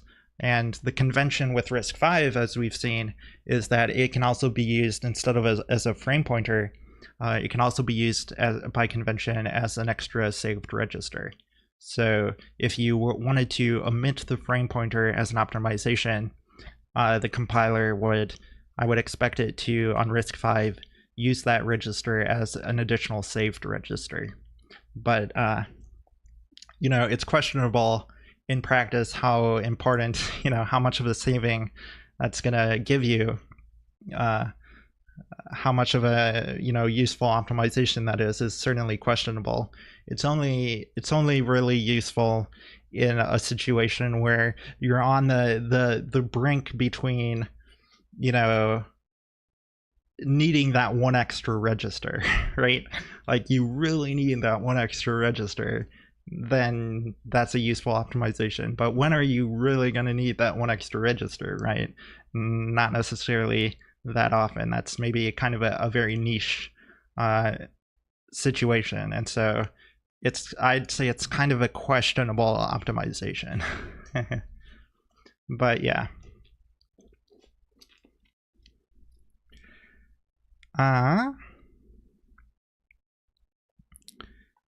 So, as mentioned in the caption of Figure 2.12, the frame pointer is convenient because all references to variables in the stack within a procedure will have the same offset, which is what I, you know, have already discussed. The frame pointer is not necessary, however. The RISC-V C compiler only uses a frame pointer in procedures that change the stack pointer in the body of the procedure.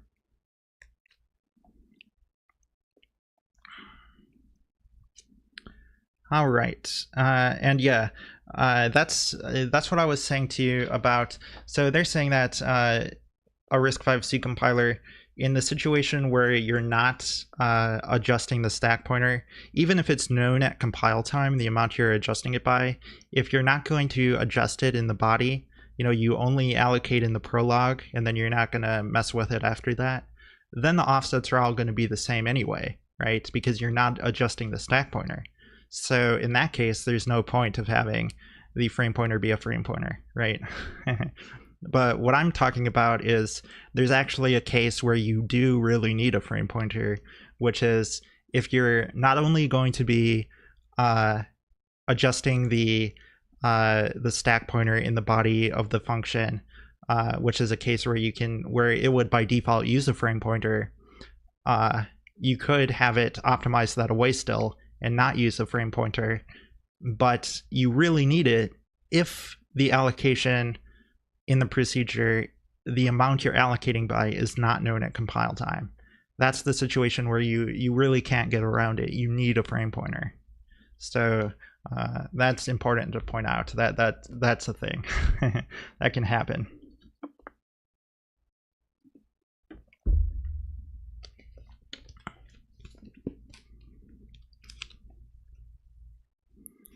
So moving on here, we have the table they're talking about. So once again, it's the same kind of table we've seen many times. We've seen it on the green card. We've seen it in the RISC-V reader. We've seen it in the standard, in the spec for RISC-V. It's this table, right? We have the name, so x0 through x31, and it also gives you the name of like, oh, x1 is RA as well, x2 is SP, you know, those sorts of things. And then there's a column that says the register number. So x0 is 0, x1 is 1, x2 is 2, so on and so forth. There's, you know, 0 through 31 because it's 32 registers. And then it says the usage in the next column. So x0 is hardwired to be the constant value 0. x1 is the return address, also known as the link register. The x2 is the stack pointer. x3 is global pointer, which is, you know, I believe when they say global pointer, they're referring to where globals live in memory. It's the, you know, where the static data is starting. So you know what to offset by to get at your global variables. I think that's what that is, but don't quote me on that. Then a thread pointer, if you know, again, more complications if you're doing threading, if you're doing multiple threads that are executing at once in parallel, things get more complicated. And there's a thread pointer for stuff involving that. we'll get into more details of that later on. I don't know the details, so that'll be new information for me. I don't know the details of threading stuff, so we will see as we get further in the book. But there's a register used as the thread pointer. There is 5 through 7 are temporaries, 8 through 9 are saved, 10 through 17 are arguments/results, 18 through 27 are saved, 28 through 31 are temporaries. And then it also says whether they're preserved on a call. So for 0, it's not applicable, of course. For 1, 2, 3, and 4, it is. It says yes. For 5 through 7, it says no. Those are the temporaries. 8 through 9, which are saved, it says yes. 10 through 17, arguments/results, no. 18 through 27 are saved, so yes. 28 through 31 are temporaries, so no. And again, we've, that's talking about caller versus callee, who the saver is. And we've talked about all this in the past, both on computer organization and design and the RISC-V reader. We've covered this pretty heavily, so I hope it's at this point understood. Everyone's on the same page about that stuff, right? Interestingly, though, the book here says that the global pointer and the thread pointer, it says yes with regard to being preserved on call, whereas the other tables we've seen mark these as unspecified. So I don't know the reasoning there, but presumably this is more accurate than what the book is telling us here, that these two are not necessarily caller or callee saved. But again, I can't give you the details on that. We'll probably get more information on this as we go. But just a little discrepancy I wanted to point out there. The table says yes with regards to being preserved on call for those in computer organization and design. And that might just be that the book is out of date. That might just be a mistake in the book. Or maybe it's maybe it's this table that's wrong, but I don't think so. I think it's the book that has the discrepancy. I believe we've seen, and like the table on the green card matches, not the book, but it matches, the green card matches what we're seeing in the spec, right? So I don't know exactly what's up there with that slight discrepancy, but we'll see more as we go. The description of this table is RISC-V register conventions. This information is also found in column 2 of the RISC-V reference data card at the front of this book.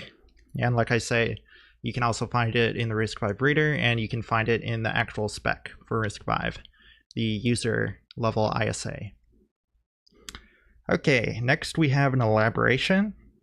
Some recursive procedures can be implemented iteratively without using recursion. Iteration can significantly improve performance by removing the overhead associated with recursive procedure calls. For example, and this is getting into, I mentioned this briefly earlier today.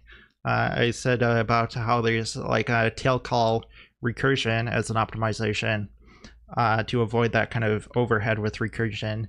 And I think they're maybe talking more generally about the concept of rewriting a recursive procedure as an iterative procedure, which is something that I think I'm quite certain that any recursive procedure can be written as an iterative procedure. Don't quote me on that, but I'm pretty sure. I would be mildly surprised to see an example where you really need recursion. I'm quite certain every recursive procedure can be written iteratively. It's just that often recursion can be more elegant. It can be a much better solution in terms of simplicity.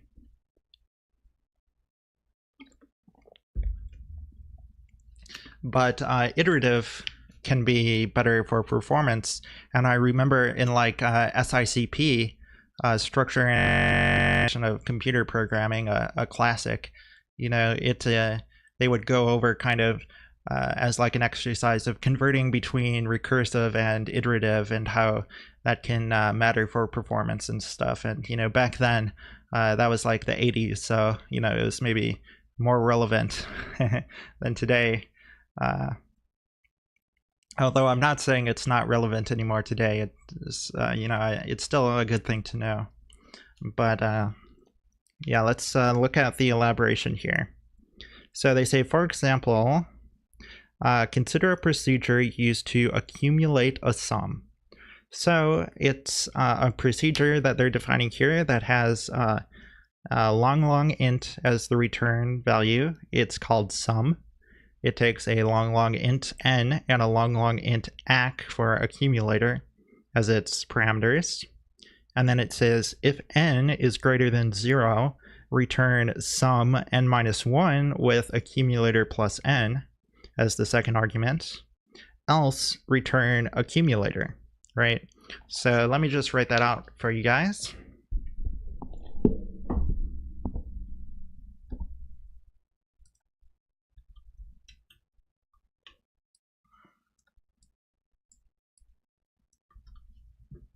So, and again, I'm not going to use long int. I'm just going to say I64. And so it was I64 sum, I64 n, I64 acc for accumulator. And then if n is greater than 0, return sum n minus 1, acc plus n, else return acc. And this is something I noticed. Off stream, I practiced writing some recursive, doing examples of like writing things recursively, because I find that that's one of my weaker areas as a programmer. I don't use recursion much as a programmer, and I find that I'm not the best about thinking of recursive solutions to things. So I wanted to practice that, and I did some practice a while back. I noticed that because doing bitwise homework, which you can find on my YouTube archive, when I was doing bitwise homework, one of the things was iterating over a tree data structure, because it's parsing an AST, right? And when doing that, my first instinct was to do it in an iterative loop, which was getting kind of hairy. And then the next day I came back to it with a fresh perspective, and I was like, I should do this recursively. It's equivalent to what I was doing to print the structure, which was done recursively. And I was like, why don't I just do this recursively? And I fumbled around with it for a while and eventually got a recursive solution going. And of course it was much cleaner than the iterative thing I was initially trying to do.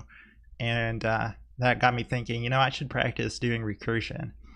And so I did a little bit of practice with that. And one thing I noticed with recursive solutions to problems is it's very common for, like typically the way recursion is done is there's like a fixed point degenerative case where, and it's kind of special cased. And what you get is these if-else trees that can be expressed in terms of like ternary, the ternary conditional thing that C has. So I tend to like to write recursive stuff using that instead of doing explicit if-else statements. So instead of writing, what I would do personally for this example of sum, instead of writing it as if n is greater than 0, I would say return, and this is, again, it doesn't matter, it's just personal programming style. This is just my personal approach, the way I would tend to write this in practice, is I would say return n greater than 0, and then I would say question mark, sum.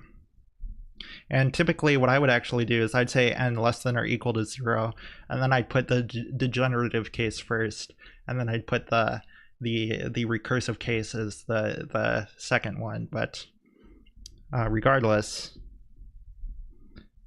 this case is this. This case is this. That's what I'm calling the degenerative case, or the base case, the fixed point, if you will.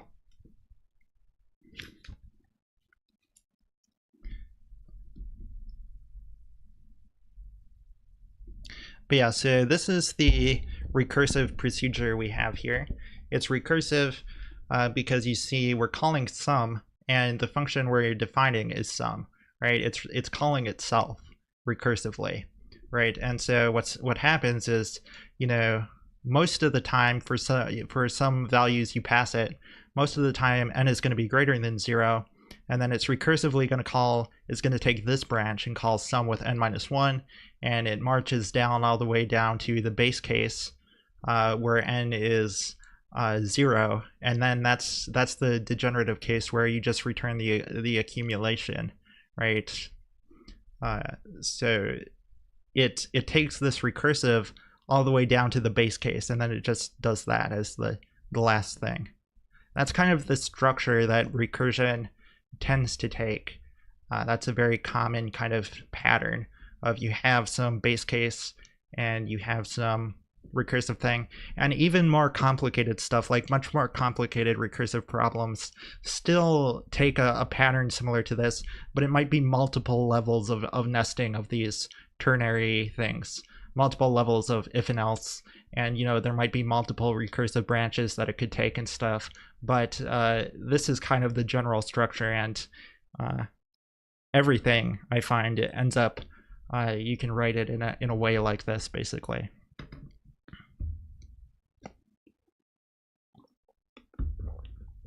Everything recursive. So they're saying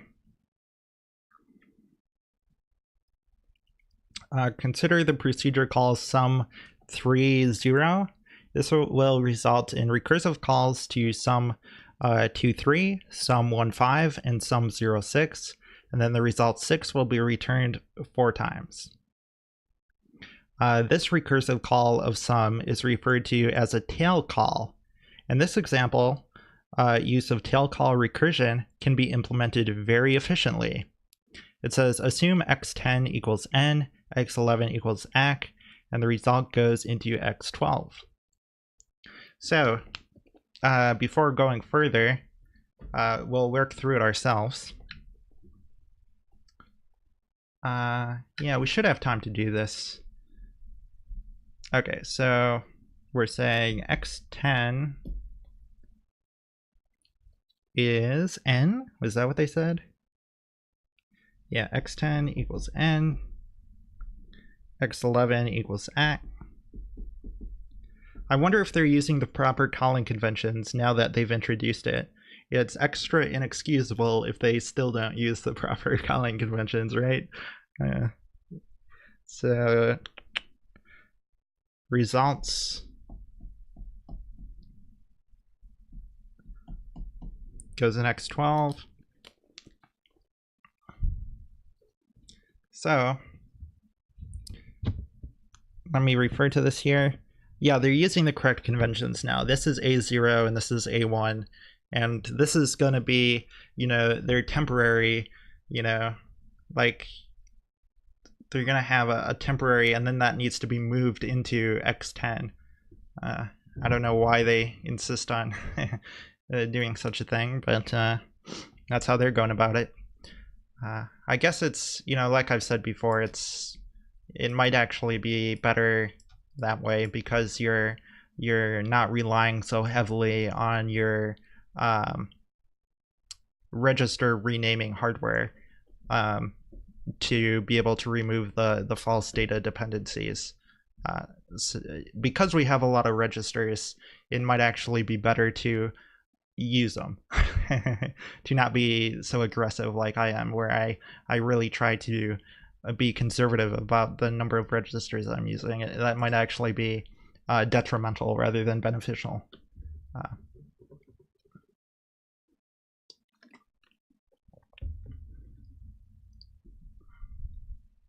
So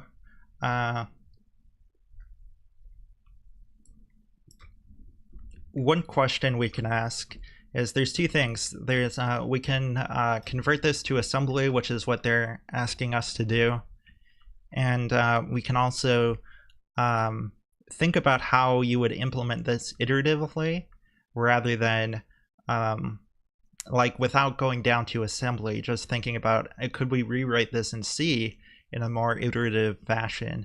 And I don't know which is the more fruitful path to explore.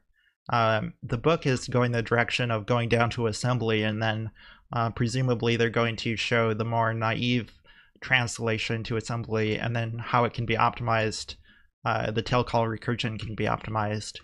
But I'm wondering if it would be fruitful to explore transforming this algorithm in C without going down to assembly first. And so I kind of want to explore that just for the sake of curiosity. And I don't know if it's going to be a fruitful exploration. So apologies if I waste your time here, but that's what I'm going to do. I'm going to think about this in terms of C. So what we have here is, we have sum, and it's just going to keep calling sum until you get down to acc. And so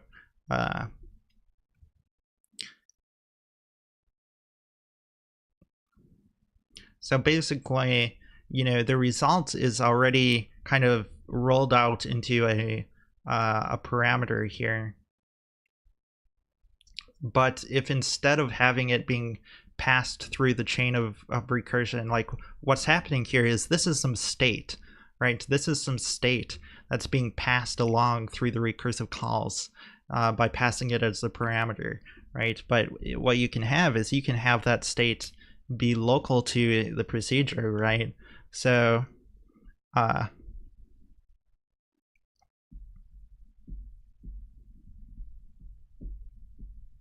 and let's assume that you always initialize acc to 0, which is not technically correct, because you could initialize it when your base call to sum, you could pass whatever you want in here, but presumably the intention is, you put a number here and you start acc at 0, right?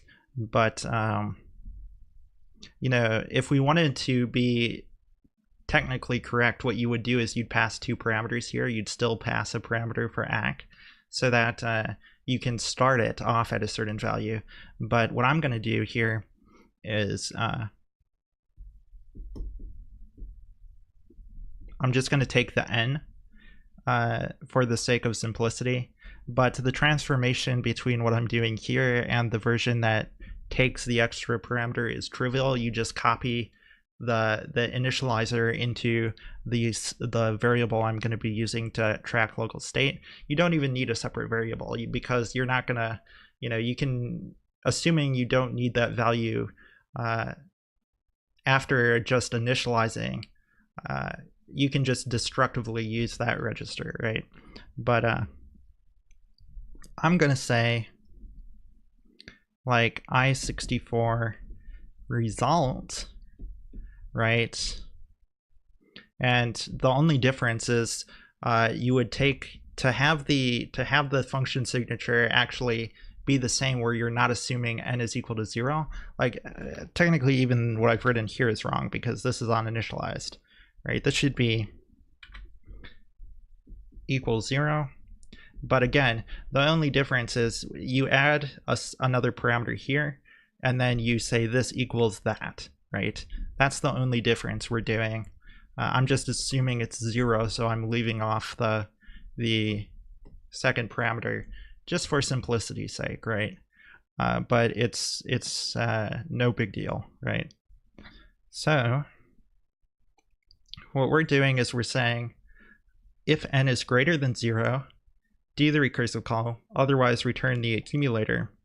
So the first thing we can do is we can break this up and say if, n is greater than 0, we're going to do something, and right now we don't care what that is, but we're going to say we're going to do something here, and then else we're going to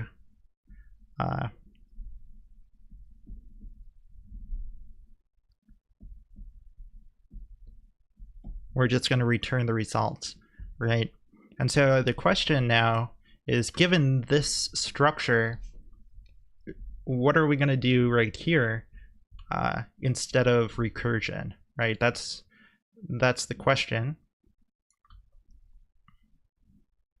And so in terms of tail call recursion, basically I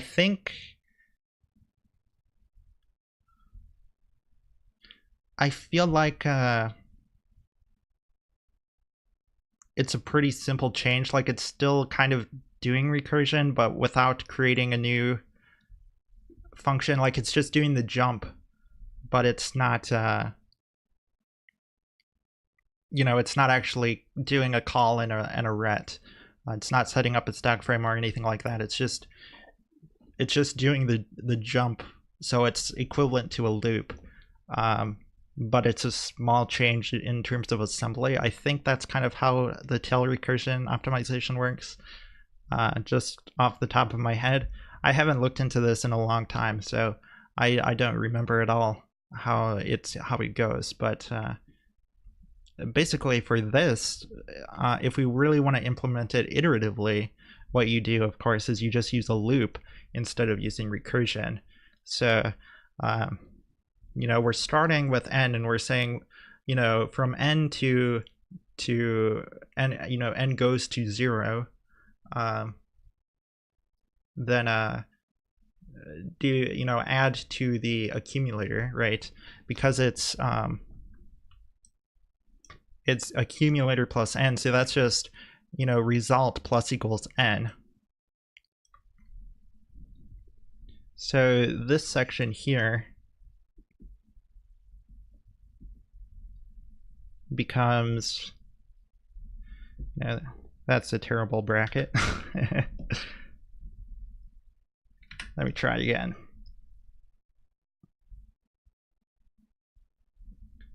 Okay, so we're gonna say, and this is the bracket, this is this bracket right here. I'm just magnifying this, right? So we're gonna say basically it's just going to be while n results plus equals, and then it's going to be n, right? Because it's just acc plus n.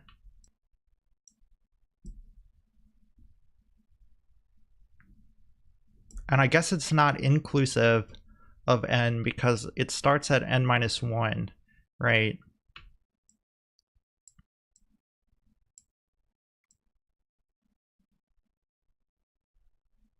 Well, no, it is inclusive of n because acc plus n gets passed in. So I believe it would just be result plus equals n, while n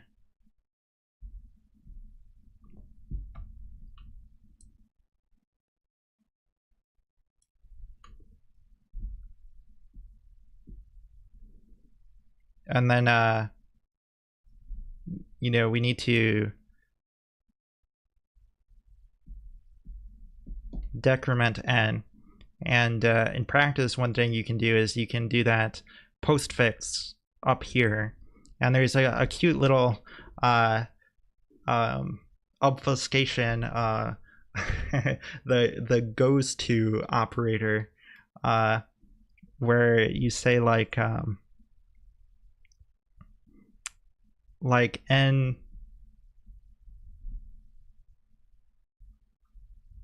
So you'd say something like for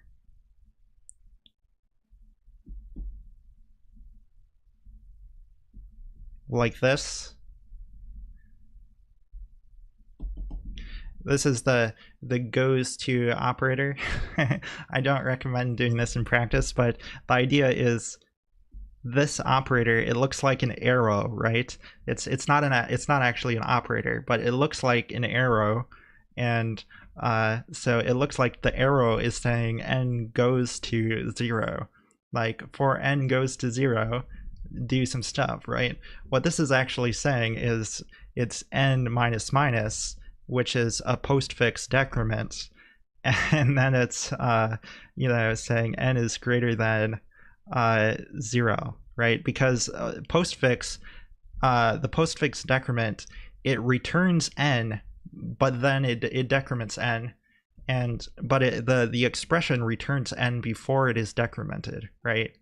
So the result is that n does get decremented, but the comparison is with n before the decrementation, right? So it's saying n is greater than 0, doing that check, but it's also decrementing n, because this is the postfix decrement, and then it's comparing the result of that expression greater than 0, right? But the result of the expression is n before being decremented, because the decrement is postfix rather than prefix. That's how the go to thing works. It goes to operator. It's not an operator, right? It's a it's a cute little obfuscation, a cute little trick where the fact that you can use white space, cleverly, you can make it attach the minus minus to the greater than symbol instead of attaching it to the n, right? And it still does the same thing. The white space isn't significant, but it makes it look like it's saying n space arrow space, an ASCII arrow space, the number it goes to, right? But that's what it actually does, is it's just a decrement and a comparison, right? It's just a stupid little thing you can do in C because the white space isn't significant. But I thought I'd point that out because that's the structure of the loop we're doing here. This is structurally equivalent to that construct, right? But basically,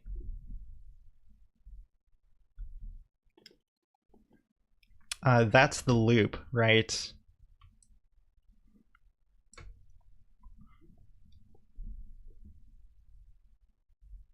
So that goes within the if.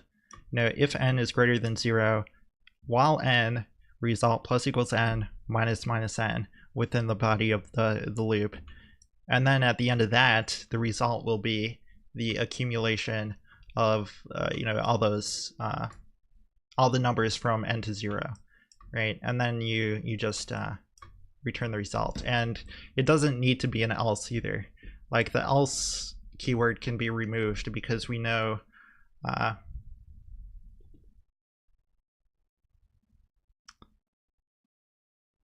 in fact it has to be removed because it's not recursive anymore, right? In the recursive one you need the else because it's you want calls of the function to either take one branch or the other, whereas in this case it's one calls of the function. We need to do the base case at the end, right? So you get rid of the else, right? So it has to return the result once you're done, of course. So that's what the end recursive solution would look like. Is you have I64 sum. It can take the n. If you want, you can have it take accumulator still, which is just going to be the initializer for result. But in our case, I'm just saying result equals 0. And you say if n is greater than 0, while n, result plus equals n, minus minus n, and then return result after these brackets. And that's all there is to that. And if you want it to be cute, if you want it to be cute and really cheeky, you can, you know, do it this way with a goes to arrow, the arrow operator thing. But that's the way it would be done iteratively, which is the way I tend to write things, right? If I were to write the sum function, I would, you know, just pound out this code without even thinking about it, right? I wouldn't even consider the recursive solution, because I just tend to write code this way, right? I tend not to reach for recursion, but it can be useful in certain cases. Like some things are just naturally way better to do recursively, like iterating over a tree is a great example. You know, so that kind of thing shows up in parsers of doing programming language design. If you're doing a compiler or an interpreter or something like that, it's quite useful in your parser. And a recursive descent parser, which Pear shows and you work with in the exercises on Bitwise, is naturally expressed recursively as well. So that's an example of a structure of a parser that is done naturally in a recursive fashion, and it's you know, very natural to write it in a recursive way. That's you know, that along with the iterating over the AST are two examples where recursion is just very natural for those problems, and that's you know, shows up in that particular programming domain of doing these compilers and writing parsers and, you know, that sort of thing. You get some nice applications of recursion there. But I find personally that a lot of the programming I do, maybe there are situations where I should be reaching for recursion and I just naturally go for the iterative solution because that's what I'm more comfortable with. But I tend to mostly just go for the iterative solutions to things and not reach for the recursion. Maybe I should be reaching for recursion more often, I don't know. But this is an example where it's a tail call recursion, so it can actually be optimized. And I don't know if going through this example of how it would be written iteratively as a loop is actually a fruitful exercise, if that has any, you know, if that will have any relationship to the tail call optimization or not. I'm not so sure, so we'll see about that. But I just wanted to go through that anyway, of showing how this can be transformed to this more iterative kind of approach with a loop, right? Just for my own kind of curiosity's sake. I tend to like seeing that sort of thing, so I wanted to you know, just scratch that my own itch of curiosity there. Now we're going to take this and lower this down to assembly. So I wish I had written this somewhere else so that I could, you know, because I want it down here, but it's up here. So, but okay, so the goal here is to write sum in a recursive fashion in assembly, and then we'll see how it can be optimized. So first thing I'm going to do is I'm going to say, you know, create a symbol. And again, this is, you know, I don't know if the example is even going to cover this. This is just, you know, for the sake of the object file, right? It doesn't mean anything in terms of the actual, you know, instructions that are being executed. It's purely putting, you know, it's for like putting metadata in the ELF, right? But then we're going to have a label, which I'm going to call sum, which is the start of our code. Now we need to do if n is greater than 0, and then if it is, we do this call, which we need to set up the arguments first of n-1 and act plus n for a0 and a1, and then if not this, do this instead, right? So the first thing is we have a branch instruction. So, you know, branch greater than 0. And we're probably going to want to flip that in the assembly. That's as we've seen in the past, that tends to be how these things get lowered, is the condition ends up getting flipped. So we're actually going to say, if n is less than or equal to 0, skip past the recursive thing and go to this instead, right? So it's actually going to be a branch less than. So I'm going to say BLT, and I think there's a pseudo instruction for branch less than 0 specifically. Let's reference the RISC-V reader. I'm pretty sure there is a pseudo instruction for that, for convenience sake.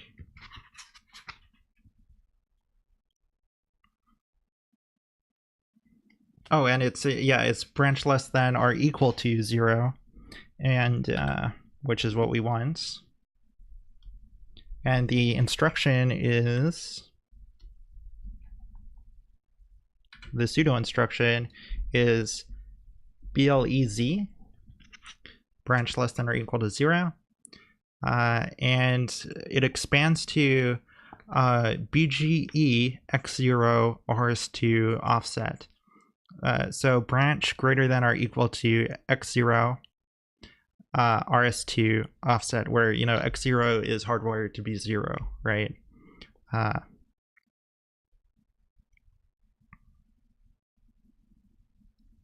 So you're saying if the value in the register, if 0 is greater than or equal to it, which is equivalent to, if you flip the arguments and say RS2 is less than or equal to 0, right? But you need to write it in terms of greater than or equal to, because that's the actual instruction you have available to you, right?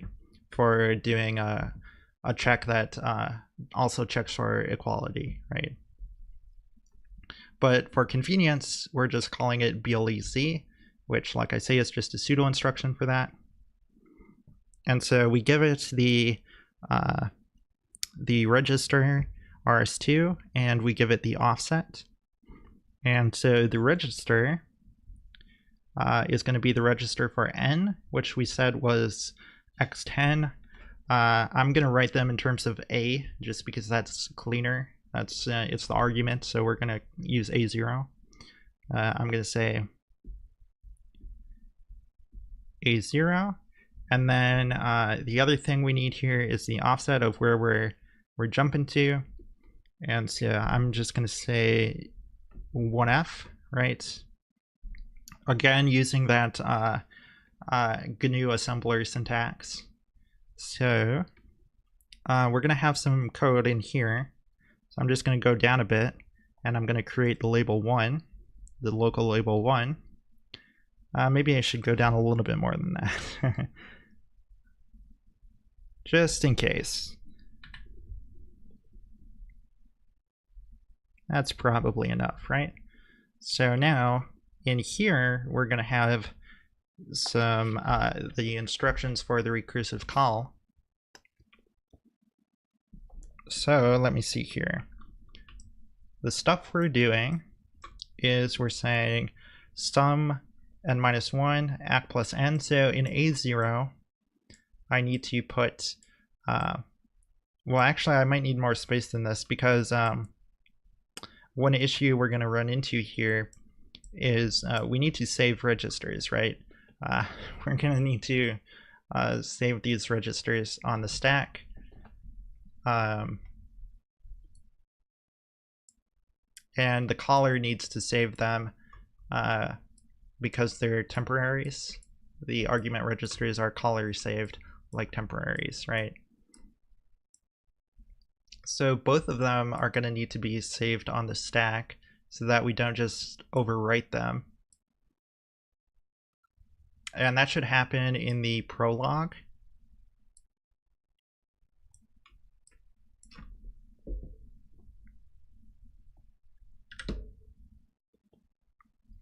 So let me actually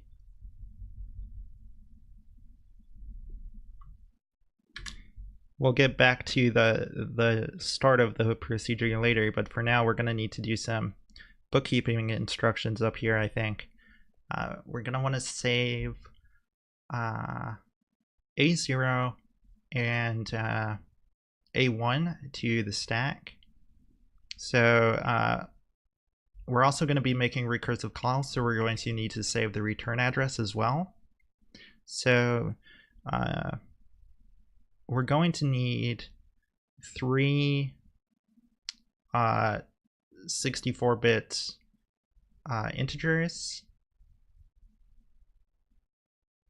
So that's going to be 24, an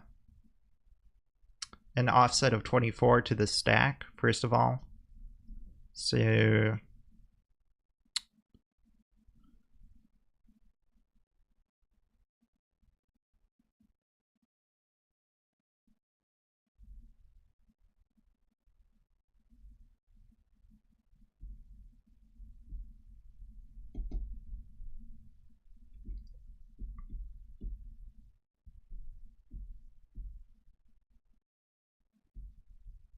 and in practice, we might do -32 instead of -24 to keep 16-byte alignment on the stack.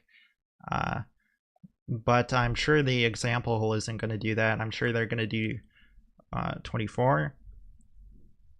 Although if they end up using a frame pointer, maybe that would change things. But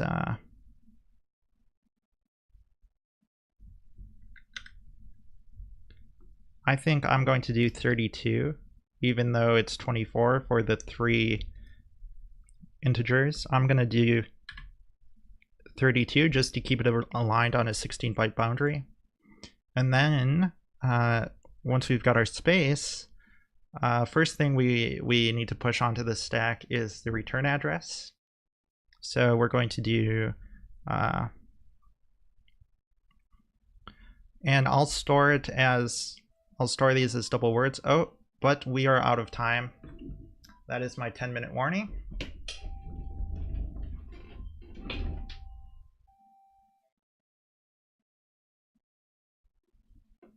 So I'm afraid we're going to have to wrap it up here, and we'll get back to this example next time.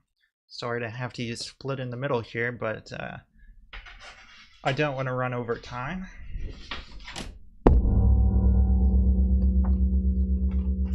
So we're just going to cut it there.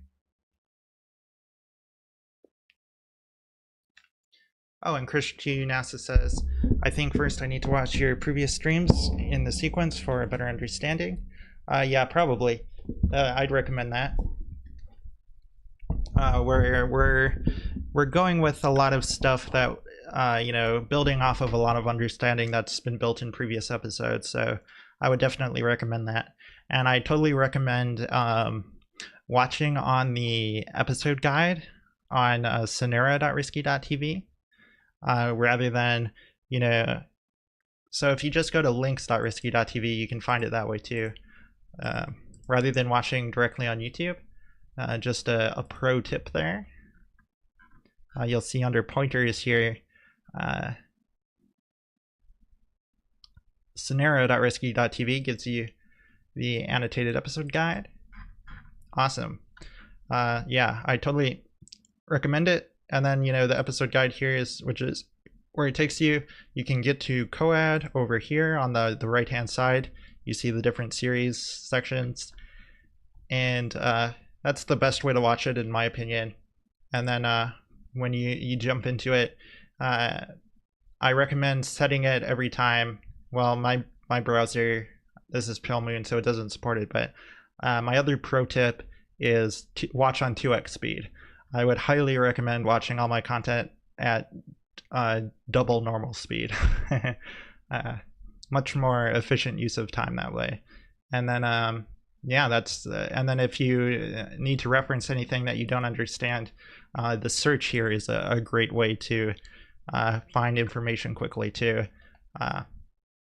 So those are my pro tips for watching my series if you need to catch up on stuff. But anyway, I'll end this episode here. So thanks everybody for tuning in who tuned in today.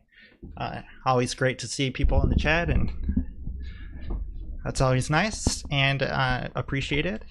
And thanks to everyone who watches on the YouTube archive as well, of course. So that's always appreciated as well. It's on risky.tv. And thank you also. First, if you want to get updates about the series, you can follow me at hmn_risky on Twitter for that. And then thank you also to everyone who supports me on Patreon, which is available at patreon.risky.tv. Don't have any new shoutouts to give today, but it's greatly appreciated. It really makes the series possible. The financial support there. And I will see you guys in the next episode. Have a nice weekend as well, Krish. And to everyone else, you and everyone else, stay risky, everyone.